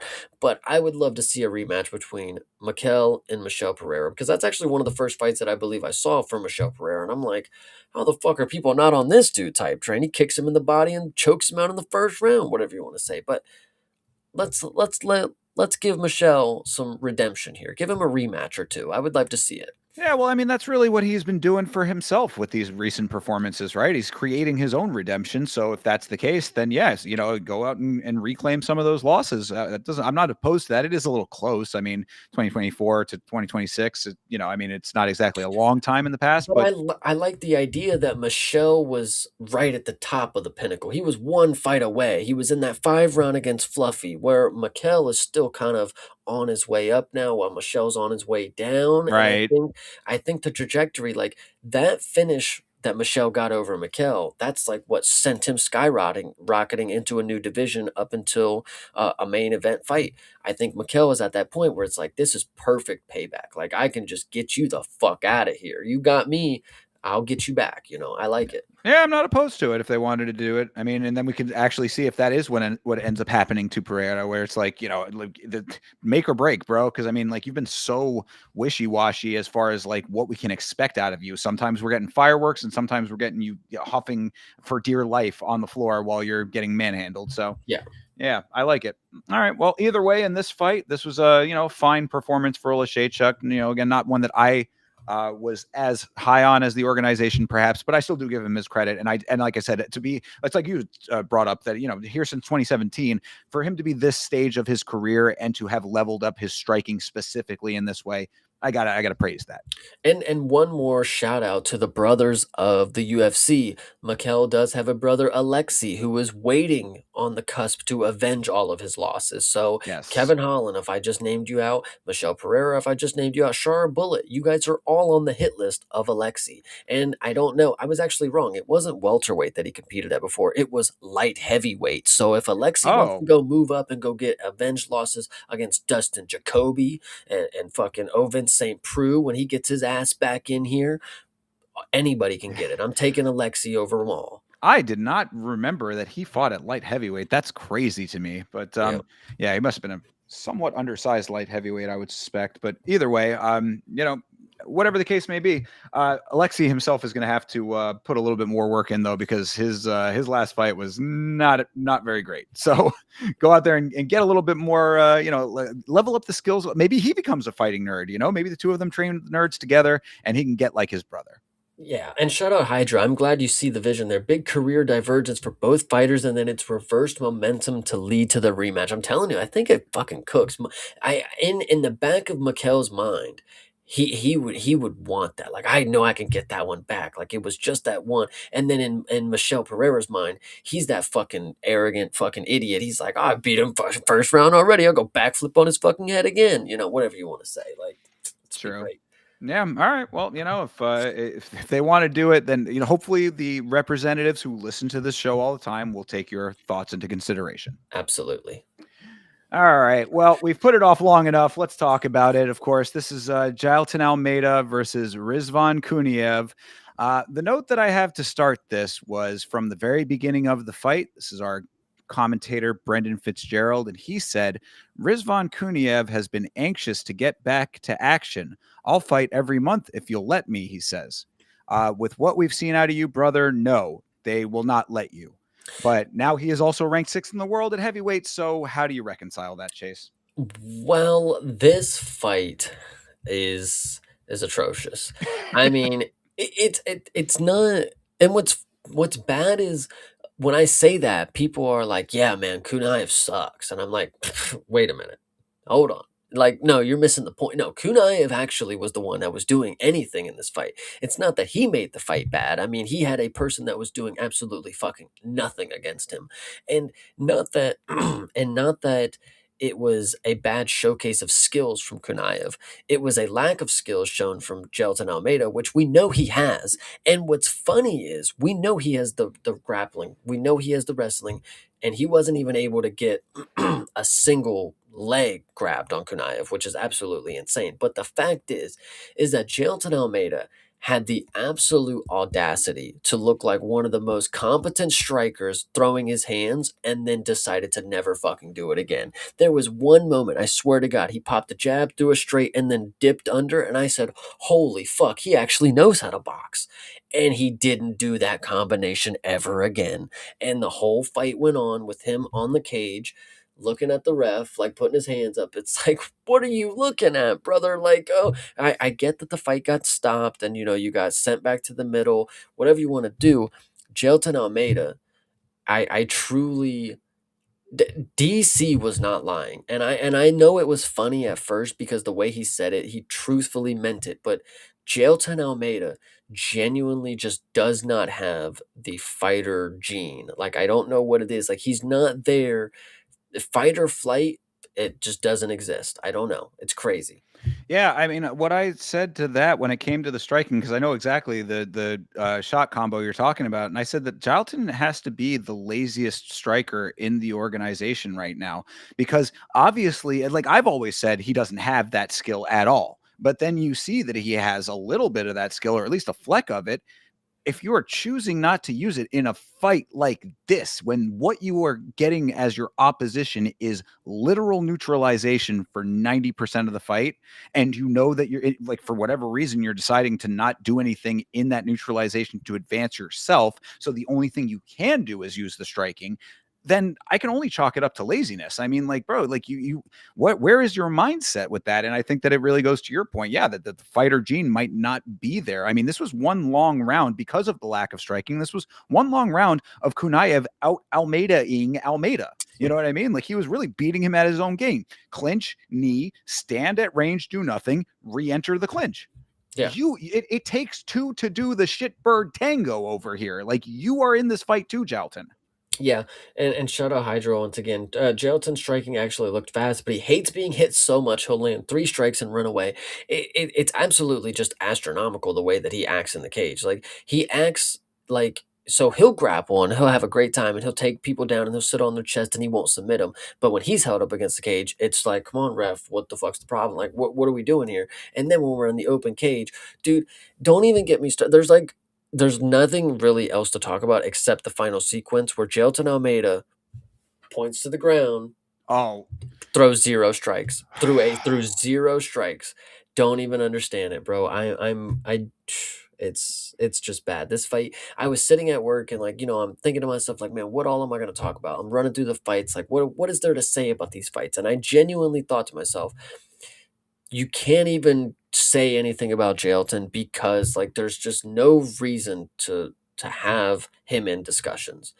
What we know now, that he's planning to move down. We have been saying that he's not a true heavyweight for the longest time. right. But at this point, with the skill sets that you have, they were not applicable to the blobbiest, least skilled people in the sport. Moving down gives you no advantage at this point. You are going to be just as bad as you were. That's literally was going to be my point. It's like you are in the division that has the most potential for your exact skill set to be the most effective. You have a skill set that now we're starting to see a little bit more represented, but for a good while, I mean, for at least a good stretch, I would say almost a year's time, you were really one of the only people aside from Curtis Blades that would come up in a discussion of who actually has wrestling and grappling at heavyweight. And you are going to go down to light heavyweight, where, I mean, granted, it's not the strongest division for those things, but I mean, this was tailor made for you here at heavyweight, and you have decided to move out of that to think that there's going to be greener pasture somewhere else. Do not kid yourself. But the one other thing, there are maybe a couple other points that I did want to make here. One was that, again, it goes back to the laziness that I had mentioned, because between rounds, there was one time, I believe it was between the second and third, where Gilton's corner was begging him to get into the fight like they didn't know who they were talking to. And I was like, bro, you saw what you've gotten out of this guy for 2 rounds. This is what you are going to continue to get out of this guy. So whatever there you knew he was not going to, again, goes back to the laziness that I described. But the other thing I wanted to say, going back to my point about how you can hear the apex, there was a distinct and audible chant of "break them up" in the apex, and I was like, I appreciate this now. I love the new apex for that reason, because the crowd making it exactly, making their feelings known 100%. And to Dan, this was another big Dan one. To his credit, at least in this one, he did break them up a number of times, as he should have, with the way that this fight was going. Crowd knowing what they wanted to see and was not getting it. No, absolutely. I think the real question is, and this is the last thing that I have to ask you before we move on, because I'm really ready to get Jailton Almeida up out of here. But the last thing that I would ask you is that, would Jailton Almeida have scored a 30-27 and or split decision one? Oh, I wanted to hear the rest of the question. Come on, Chase. Come on, internet. Come back, brother. Chase is frozen in suspended animation like Nico Price right now. Stand by, folks. See if we reconnect here. Come on, buddy. You can do it, Chase. Let me see if I refresh him. Oh, there he goes. All right. He'll be back in a moment, I'm sure. Oh, here we go. My punchline. All right, there you go. Sorry, brother. Yes, you cut off right before you were asking a question, and I wanted got to hear. censored. Thank you, Hydra. Yeah, no, I was going to ask, did Jailton win this fight 30-27 and or by split decision had he been a foreigner? um, Yeah, no, I don't think so. Foreigner versus foreigner in this one, I don't think you have much of a leg to stand on, as you did not when you made that statement, Gelatin Almeida. So yeah, you see how that can backfire on you yet again, since you fought exactly like you have always fought, and that was the problem to begin with. Yeah, I wonder if Torres Finney went on Twitter and rooted for him this time, you know? Yo, hey, real recognizes real, I suppose. Yeah, the other thing I did want to say, because you had brought it up too, and I also have to acknowledge that yes, the Max Holloway point to the ground is officially done, dusted, and over with this fight. They killed it with this fight. So no one ever is allowed to point to the ground ever again. You just can't. You're not going to do it. And thank you very much, Jalton and Rizvan. You have officially killed one of the very cool things that we have recently had in the sport. So congratulations on being murderers, but not in the way that you should have been. Do we lose Chase again? God damn it. What is going on tonight? Oh my God. Always on the podcast for some reason. These things happen. It's like we did the and back again.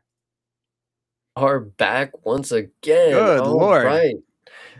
Well, I All got right. my point out, so we can move on from this fight unless there was anything else you wanted No, to. this one's definitely cursed. Yeah, they're Yeah, they're trying to take us off the air for talking about Jailton Almeida. that's legit. So, all right, well, let's see. We can move on, and hopefully, the demons will be at bay here. Let's move on to the co-main event of this thing. This was Amir Albazi versus Kyoji Horiguchi. Is Kyoji Horiguchi the most exciting flyweight in the most exciting division right now? Question mark. I'd say there's a strong case to be made that he is becoming that if he is not already. This one, listen, this one was a very fun fight. This one was kind of one of those one long round fights, unfortunately. The thing that I take away from this is, while I will admit Amir Albazi probably does not have a place at the top of this division because he just doesn't have the skills to stand with him, he does have the toughness to be up here. This dude is a really tough fighter. I mean, Horiguchi was beating the life out of him. I mean, no man really lands 20 strikes and continues to fight the entirety of it without being super tough. I mean, this is just genuinely impressive of a low output performance from this dude. But Horiguchi, really good performance. I do really like I do like his style. Listen, I will tell you, this guy, it's not just that he's fast.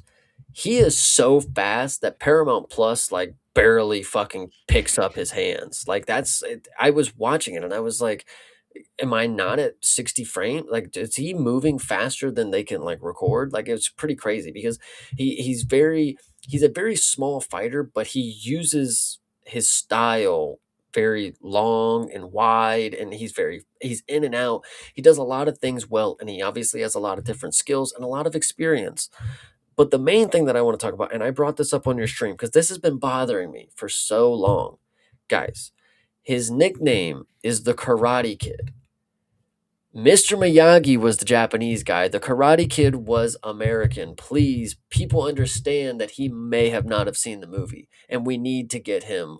We need to get him cultured. I don't know. That's That's just what. me. Yeah, I think that the nickname might have been applied by someone else to him, and he just went with it. Is what I'm suspecting with that. Yeah, he's not aware of that being the fact, but either way, the Karate Kid here, Kyoji-san was. I thought that this was a masterful performance, and to your point, Abazi was a great opponent for Horiguchi to show the level of his game. Amir is tough. He is skilled in his own right, but nowhere near as fast. And the speed really, when you pair the speed with the precision and the power that Horiguchi has, this was just an all-out masterful performance. I said that bro is literally graceful in his Mhm. movement. I mean, like it flows, like it really has like this like elegance to it, which I mean, you see it occasionally in mixed martial arts, but like this is a prime example of that at work. That it's such a beautiful fluid motion that he is able to shift his weight in, and it's also like you said. I mean, he uses his size very well with like his skill set, because he like it's pairing his size and his head movement that he's able to use it so well because he just dips under shots to land his own while still being safe about it, like, and then being able to do the side outs and like, and he's constantly shifting between his legs to get the weight movements and change directions very quickly. Like, it really is a work of art seeing this guy move at the very least.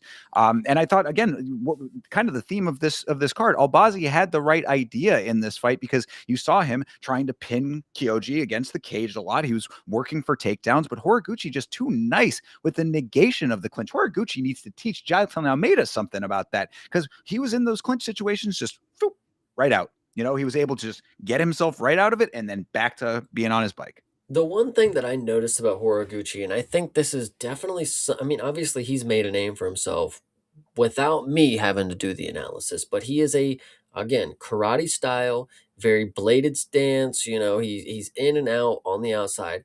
However, he's not a very kick heavy karate kick, style martial artist, whatever you want to say. Like when you look at Wonder Boy, kick heavy. I mean, Sure. leading the kicks.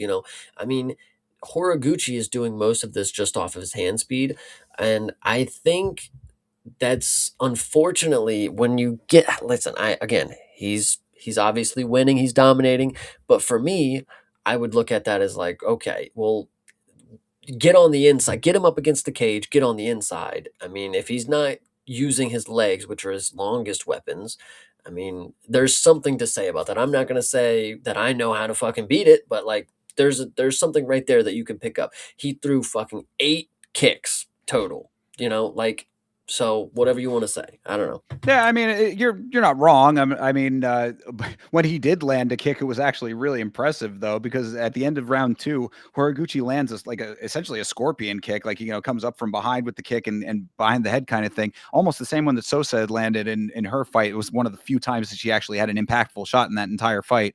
But Horiguchi actually landed it with like good power on it. And then after that, the kick was impressive to land in its own right. But the thing that was more impressive to me, he lands the kick. Albazi circles himself out to kind of get into, get out of harm's way, get into a safer position. And then Horiguchi tracks him and lands the hook as Albazi is retreating. I was like, he not only hit the scorpion kick, but also hit a moving target with the follow-up shot. I'm like, that bro is just racking up style points over here. Yeah, no, Horiguchi's cool, and I also do agree. Hydra, the nickname is the Gooch. I do kind of agree. Everybody has been going with Gooch, and Gucci Mane is actually another one I've seen, which is a pretty fun one. But Well, I do have a battle rap bar that I came up with. I'm not saying that this is an original one, but can I recite it for you real quick? yes, absolutely. Chat, be prepared. It only takes designer bags to get your girl to blow me. She get hoary for that Gucci like my first name is Kyoji. It's pretty good. I Thank like that you. one. Thank you. I Yeah. appreciate that. Just came to me. Well, Anyway. I wish KKF Boy was in here right now. He would definitely like that. So True. Shout out to Sigma.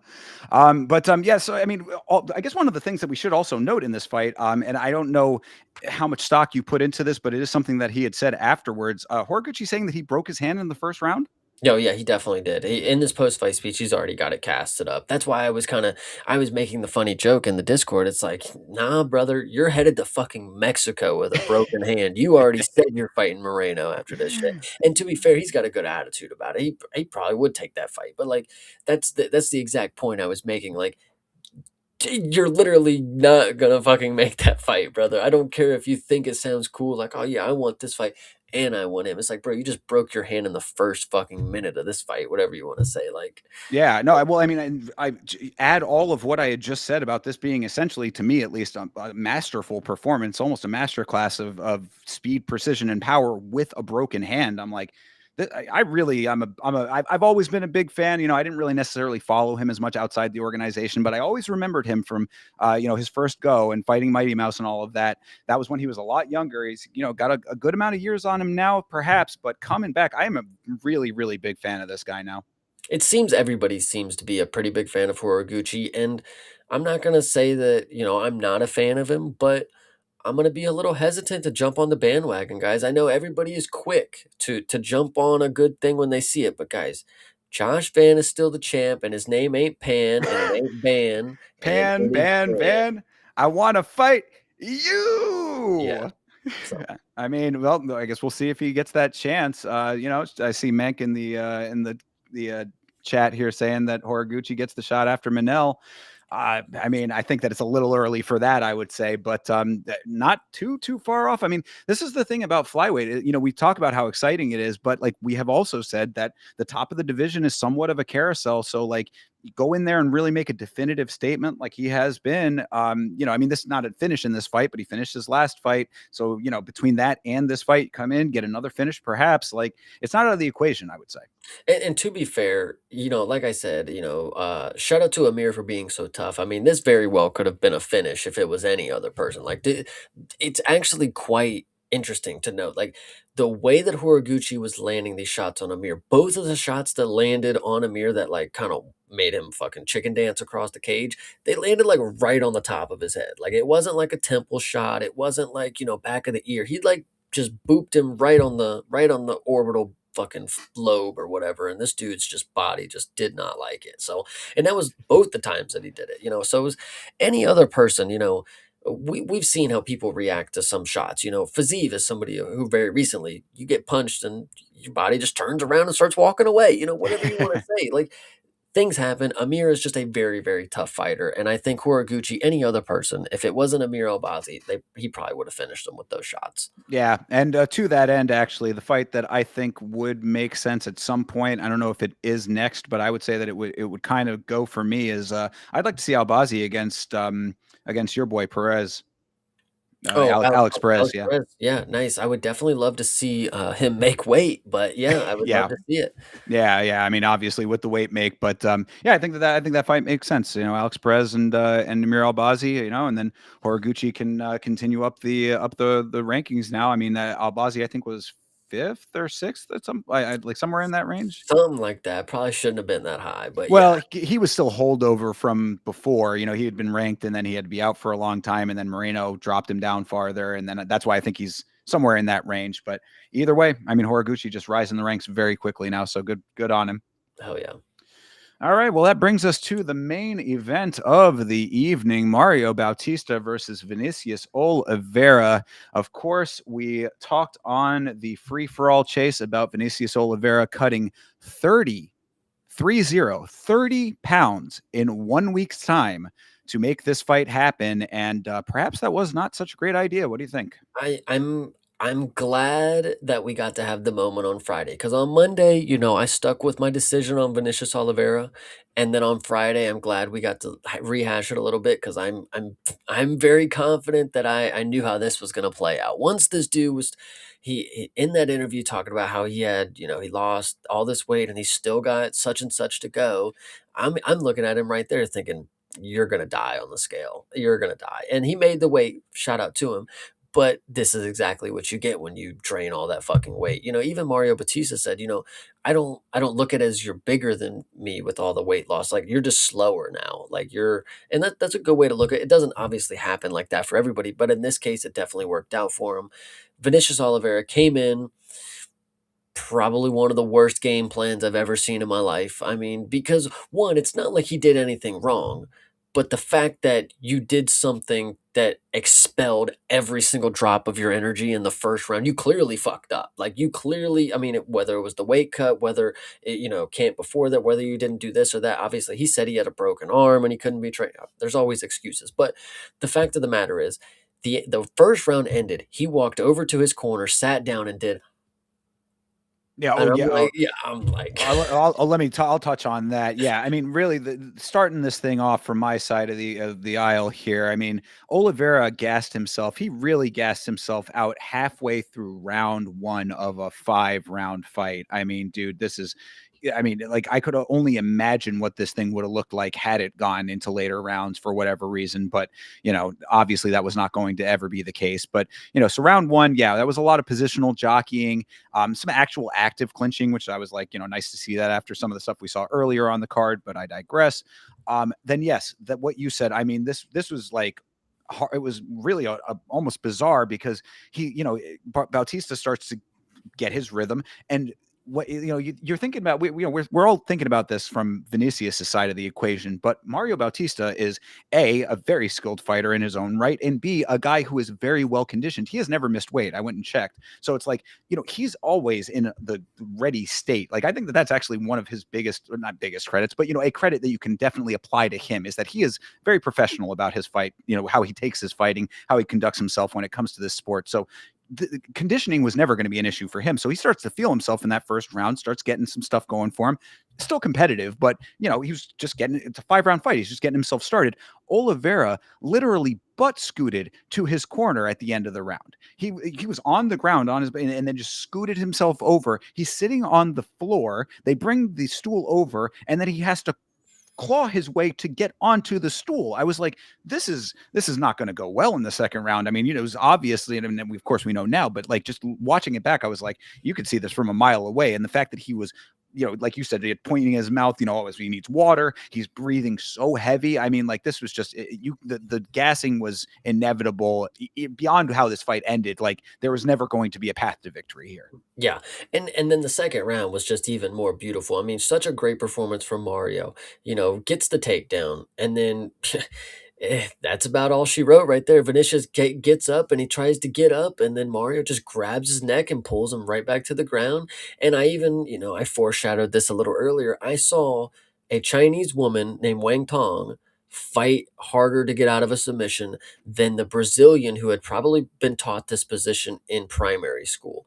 And the fact of the matter is, it's not that he didn't even attempt. He just, I'm done. I'm done. Just get me out of here. I'm done. And again, weight cut issues, you were tired, you were exhausted, you had a broken arm, whatever you want to say. Mate, this is why you don't go talking all the hot shit on Twitter. I'm not the one that say, listen, I was a big fan. I'm not going to be the one that says I didn't enjoy you talking shit on Twitter, but like you going back and forth with Chael Sonnen on Twitter about how you're beating up on your fucking training partners or whatever, and that's not cool. Well, when you write everybody off saying they don't know what they're talking about, and then you get whooped in 2 rounds and choked out, tapping for your life. I mean, dude, like, come on. I hopefully, and Vinicius unfortunately doesn't seem like this type of person. Hopefully, there's some sense of humbleness coming, but I'm I'm reading this as there's no humbleness coming after this, Well, This now is you know why. similar to, like, a John Silva situation, I would Eh, say. yeah, and now you know why I've never really liked this guy. I've always thought that there's been a lot, going on with him. He's got a cockiness streak that I don't think he lives up to necessarily 100%. And then this happens and goes out the window. But yeah, I had it in the notes. Not even the thing about Chael Sonnen specifically, but more of the clip that we went over on the free for all, where it was him during the pre-fight, where he was saying, I've got this plan of getting the belt quickly so that I can move up. I'm like, this delusional fuck really thought he was going to be able to fight his way this way to the belt at bantamweight with these type of weight cuts on top of it. I'm like, get the fuck out of here with all of this dumb shit. And I mean, you're seeing it. I mean, like I've never, like, I wanted to say, like, that we saw him change weight classes mid fight. You know what I mean? Like, where it's like, oh, if he thought that he was going to be moving up to moving up at a later time, it's like, no, you're moving up tomorrow, brother. The increase starts now. I absolutely love it. A classic story that I love in mixed martial arts and the UFC specifically is you have somebody who's decent and then they have weight issues and then they have to move up a class and then they are not very good anymore. Like the one thing they had going for them is that they could cut weight a lot and actually have that extra pound on them. It's not going to happen anymore. You're going to be 145 now, Vinicius Oliveira. And I hate to break it to you, I was already skeptical about how far you were going to make it in bantamweight. I Diego Lopez is doing dirty things to you. Is all I'm Yeah, saying. absolutely. Yeah, most definitely on all of those things. And really, I also wanted to, like I said, give a little bit of additional praise to Bautista in this fight. Aside from the fact that this was a little bit of a layup based on the other side, I mean, this was round two with that beautifully timed double leg that you mentioned there. The takedown was really nice.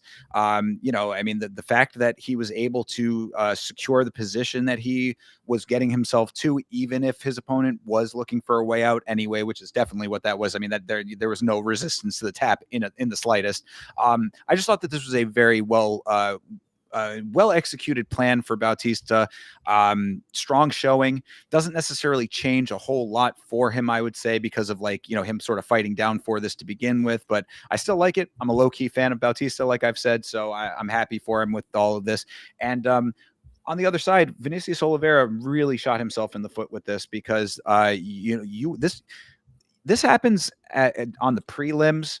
When you're a newer fighter, all right, you need to figure yourself out. You were the headliner of this card. Your name is on the marquee. I scroll up on ESPN right now. Your name is right there. This was your shot, dude. This was where you were supposed to be making the name for yourself, and now this is what you have made for yourself. So Yeah, so how do we think this bodes well with the organization? I mean, obviously he didn't pull out of a main event. Obviously he didn't, do other things that people have done, but I said this is going to be, in my opinion, before this fight even happened, I said I was feeling the vibes of, your Fluffy and your Mikel Pereira, or your fucking RDR and your Brendan Allen, where you have somebody with just such high value that is just one round of a beast, and then after that it's like, what the fuck are they even actually doing? So I don't know. What do you think? Is Vinicius going to ever get his opportunity again? Oh, I mean, he will get it if he earns it at Mhm. featherweight. I Yeah, mean, like if because he's I mean, there's no two ways about it. I mean, it's not going to take any convincing on his part. He's going to move up, but the organization is also going to want him to move up. But I think they're going to slot him in very mid level. Like he's going to have like two fights before he gets anywhere near a ranking, I would say. hear me out. What if he even goes to lightweight?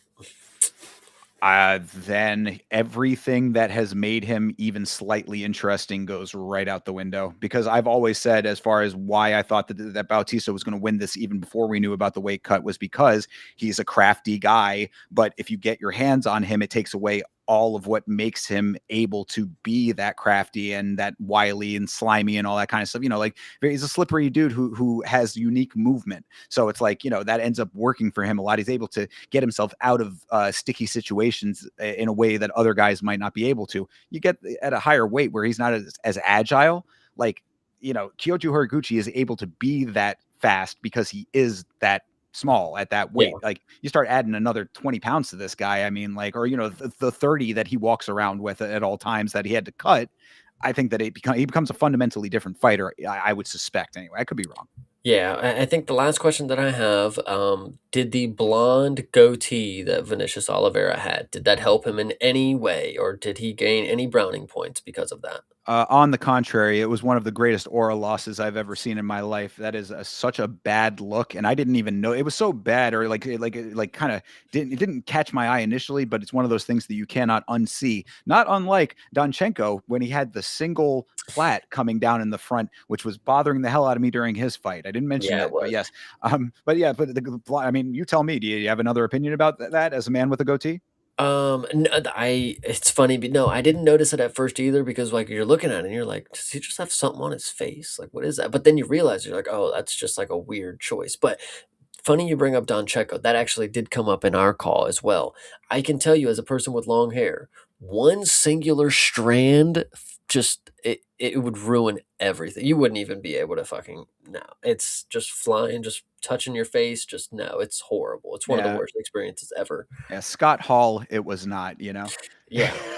But yeah, no, that was one of those things that was like, again, I think Hydra was in the chat when I was talking about that, and he was like, now I see it. It's like you can't unsee it when you see it, much like that terrible patch of blonde on Vinicius's chin. Hell yeah. So I'm hoping he got rid of that one first thing in the morning, and then obviously had himself a very big glass of water, because he's going to be needing to drink some water for a really long time, brother. Yeah, a lot of water, big hearty breakfast, get himself right with his weight and his everything. Really, he just needs to reassess everything at this point. I get, dude, we see this not only from him, right? Of course, we're talking about him, he was in the fight, but like I just think about any of these guys that are doing these dramatic weight cuts in general. Like Patty Pimblett comes to mind immediately with this, where it's like how long do they think? Like, it's not even a matter of like what we think about it, but like how long in their own minds and in their own bodies do they think that they can pull that off? Because you are doing exponential damage to the way that your cells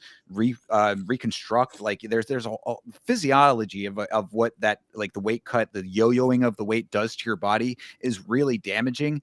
And like they just don't seem to care. Like I saw that video. I don't know if you saw that video of, it was going around. It was a pre-fight of Patty before the Justin fight, and so he's backstage waiting to fight, and he's down, and he had like a turkey sandwich. He's downing like Sour Patch Kids and all this kind of stuff. And I'm like, dude, you are setting yourself up for such bad health problems later on in life.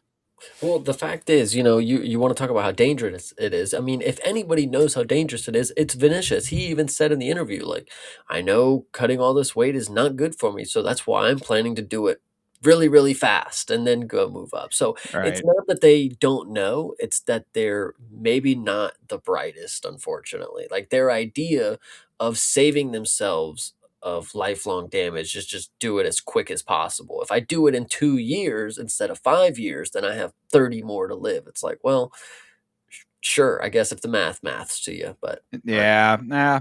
I mean, it's not necessarily like that's going to be the thing that's going to be like, putting them on their deathbed or anything. I'm just right. saying it's like, it's definitely not helping matters later on. But either way, you're all right. You're right about Vinicius. At least he acknowledges it. So look, best of luck to him and getting himself right. And hopefully he comes back at the higher weight and has better success. But right here, this was a really a big shot in the foot, I thought. The only thing that I can say to these people that miss weight, even the first time you miss weight, if you come in here, okay, maybe not the first. I mean, accidents happen, people get sick, whatever the case may be. But if you are somebody who is it has a narrative around you that you struggle to make weight or that you cannot make the weight or that you're doing this and that, this is what the PI exists for. They have science facilities and medical staff down there to help you perfect what you are trying to accomplish. And it's that easy. I'm not even gonna lie to you. You just fucking walk in the door. They give you everything because you're part of the organization. I'm pretty sure you get all the meals and stuff there. It's like I don't know. I It's was just crazy. gonna say, not you don't even have to go there anymore, bro. You can get the meal delivery service delivered right to your doorstep. Facts, big facts. So, I mean, at this point, there's no excuses, Vinicius Oliveira. Yeah, indeed. But that all being said, that was UFC Fight Night, Bautista versus Oliveira. After talking it through, Chase, what are your final thoughts on this thing? This was a fun card. I really like it. Liked being back in the meta Apex, of course, and I'm really glad going forward. I know people still have in their mind this idea that we don't need the Apex, that we could be in every city around the world for however many days of the week that there are, but the Apex has its place. There are definitely fights that need to happen in the Apex because there are people that we're just unsure of. There's people that you can't put stock in to go raise the roof in a house full of 20,000 people. You just could not put Ketlin Souza. If there was no Apex, Caitlin Souza would never fight. I mean, I hate to break it to you guys. She just would not ever get to be seen. So Yeah, no, absolutely. I mean, it cuts both ways on that because you're right. Like that, there is the fighter who's just going to be a middling fighter forever. But then this came up on the watch along during this event, and actually, I thought it was a really nice framework for my biggest point about the Apex and why fight nights are important in general. Somebody was in the chat had said they went back to the very first live stream that I had ever done on the Yama channel. It was one with me and Vitz were watching an Apex card, and they said, man, this card was stacked. Like they went back and like looked through like the bouts and stuff that was on it. It was like John Silva. I think it might have been Ankalaev versus Walker, might have been that card. Maybe that's a little bit later, but it was whatever. The point is that like if you go through it, it's a who's who of fighters that you know now that have made names for themselves in the sport now. So my point with all of this is that these cards always have value, whether it's seeing people leave that you don't need to remember anymore or seeing the next wave of future stars. The narrative is written in these cards. So for that reason, I definitely thought it was, a fine one. And like we said at the start of this thing, you get the good, the bad, and the ugly, which is why the sport is always entertaining, even if it's frustrating, even if it's hilarious. You get a little smattering of everything. This was a fine card. I enjoyed it. yeah, 100%. And then shout out to Hydra with his last comment here. $7.7 billion deal. We could do fight nights in cities with local fighters, make Apex a lower tier than fight nights so we have no break weeks. I mean, Yeah, I mean, anything's possible, honestly. I am a big fan of having more events, an event every week for 52 weeks or whatever the case may be. I would not be opposed to it. But at a certain point, I always question a lot of the talent that we see. And if these people are definitely deserving of, being on these cards, I don't know if I could stand an entire card full of the people like Ketlin Souza. And I actually did want to correct myself. She has been on a pay-per-view. She was at the Sphere. If anybody remembers that, you let me know. There you go. Yeah, I mean, look, I'm okay with there being a week off every now and again.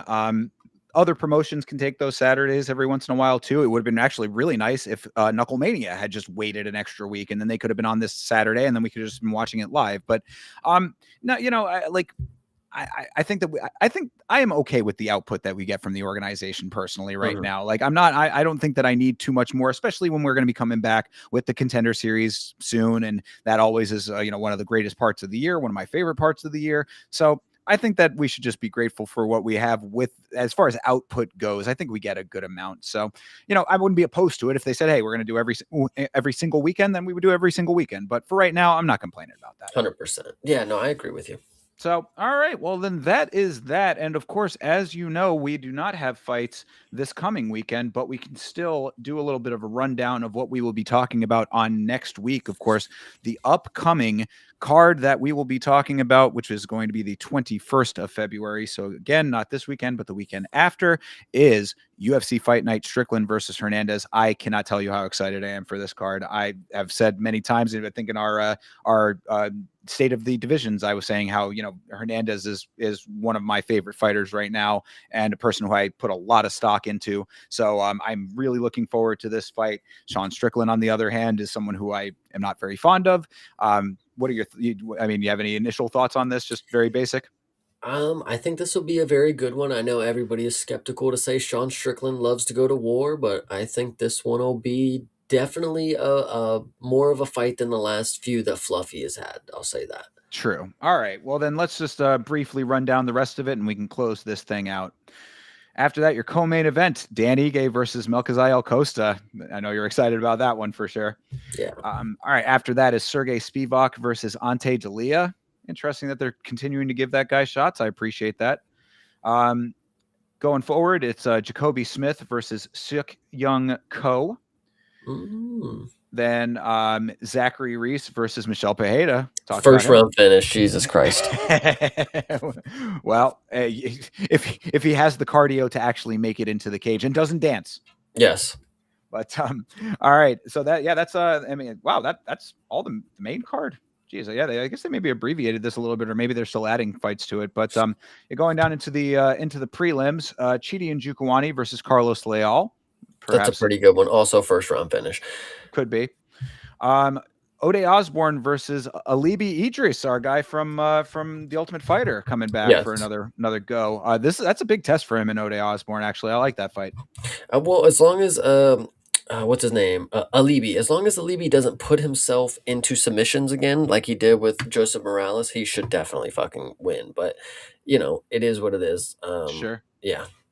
All right. Next after that is Alden Coria. I know the name. Is he a Contender Series guy? He fought. He stepped up on short notice, I believe. Yes, he's from Fury Fighting Championship. He stepped up against Alejandro Costa at the Sphere or something like that.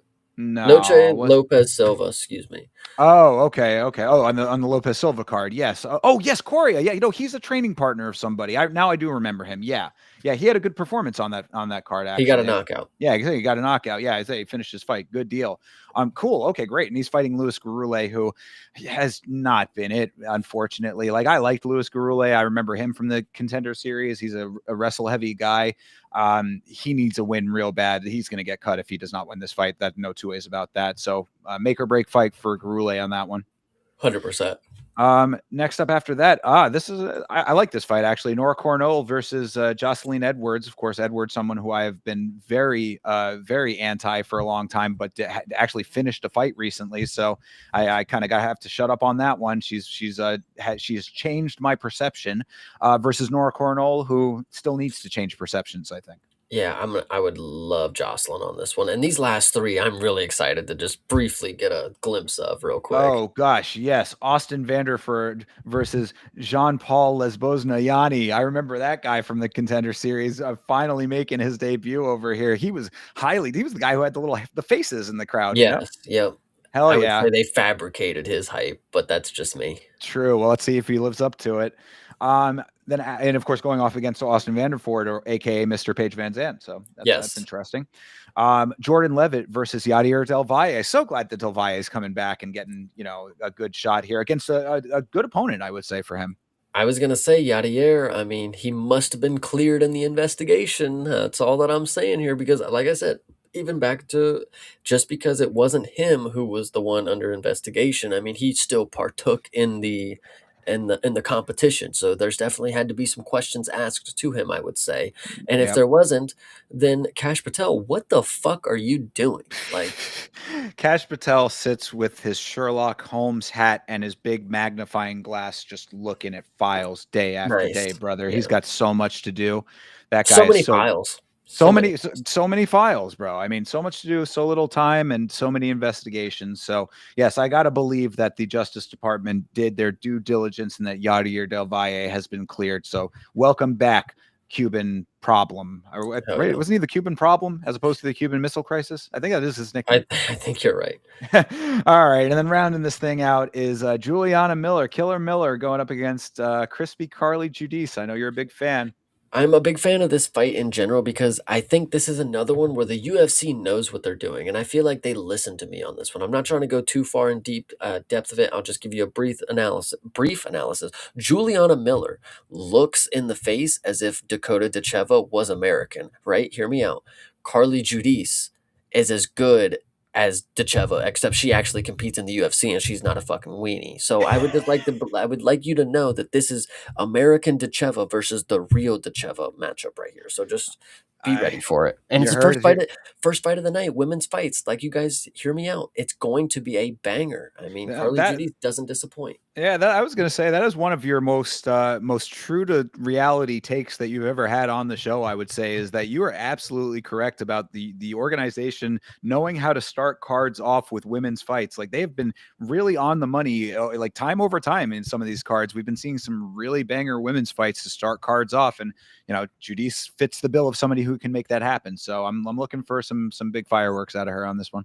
Yeah, yeah. Juliana Miller's tough, but I'm going to take Carly Judy's by a body shot TKO. That's a I long like it. shot right there. No, I like it though. I think that is I think that that has actual legit potential. So we'll, tip the hand on that one perhaps, but of course we're going to talk about all of these fights. But before we end the stream, Chase, I forgot to do it earlier, but where are we with our standings? How did we both fare when it came to Bautista versus Oliveira? I know I took a bath early on the card, but I think I did pretty well on the main card. Yes. So your total points for this weekend, you got 1, 2, 3, 4, 5, 6, 7, and 8. So you Wow. got 8 correct. And then I came in with 1, 2, 3, 4, 5, 6, 7, 8, 9 correct. Wow. So the totals, this leaves me still ahead by 6 points. It is 26-20 on the year. Oh, I mean, I gotta get my galaxy brain takes on here somewhere, brother. You're starting to walk away with this, but I'm actually pretty happy with the way that turned out in the big picture then, because I thought I was taking some really, really terrible takes early on. And that actually became a little bit closer than I thought it was going to be. So good deal. Yeah, that was definitely a good one. Yeah, I liked it. Well, in the meantime, I bow down to your superiority in predictions, Chase, Galaxy Brain Chase, as always. And of course, we are going to come back to you guys out there next week to go over each and every fight from the upcoming card. That, of course, being Strickland versus Hernandez. We will give you all of our predictions. We will lock them in, and we will make sure that they stay locked in until we come back the week thereafter to talk about them again. So, in the meantime, I'm going to be live tomorrow, as I said. I'll let you know start times on Twitter and Instagram, but youtube.com/@Yama Show. Hang out with your boy for a rewatch of Bare Knuckle Fighting Championships, Knuckle Mania. We're going to be doing that tomorrow evening. And Chase, I know you can tell them where they can find you for all of your amazing content. Absolutely. They'll find me on youtube.com/@cpsmalls, and that's normally on Friday mornings when one is on, and of course Saturdays when the UFC is on. And if you guys didn't know, Glory is now our new favorite promotion. It's on Pluto TV, and we may have to do a rewatch sometime soon of Alex Pereira. So I think that if you end up doing that, brother, I will be in the chat. I think that would be a great time. I love hanging out in your chat as well. So, yeah, definitely hang out with Chase for that. If I'm there, you might be seeing me as well. Hang out with me for Bare Knuckle and whatever else. I'm trying to get some other content out this week, and I think I should have the time for it. So, keep your eyes on the channel. Always something new coming out. Of course, I am at Yama Show on Twitter and on Instagram and on Facebook. Make sure you follow your boy there as well. And until next time, everybody, we will see you in the next one. So have a great rest of your night, a great rest of your week. Thank you very much to the chat, as always, for hanging out with us. We appreciate you guys. You make it all happen. And as always, fight on.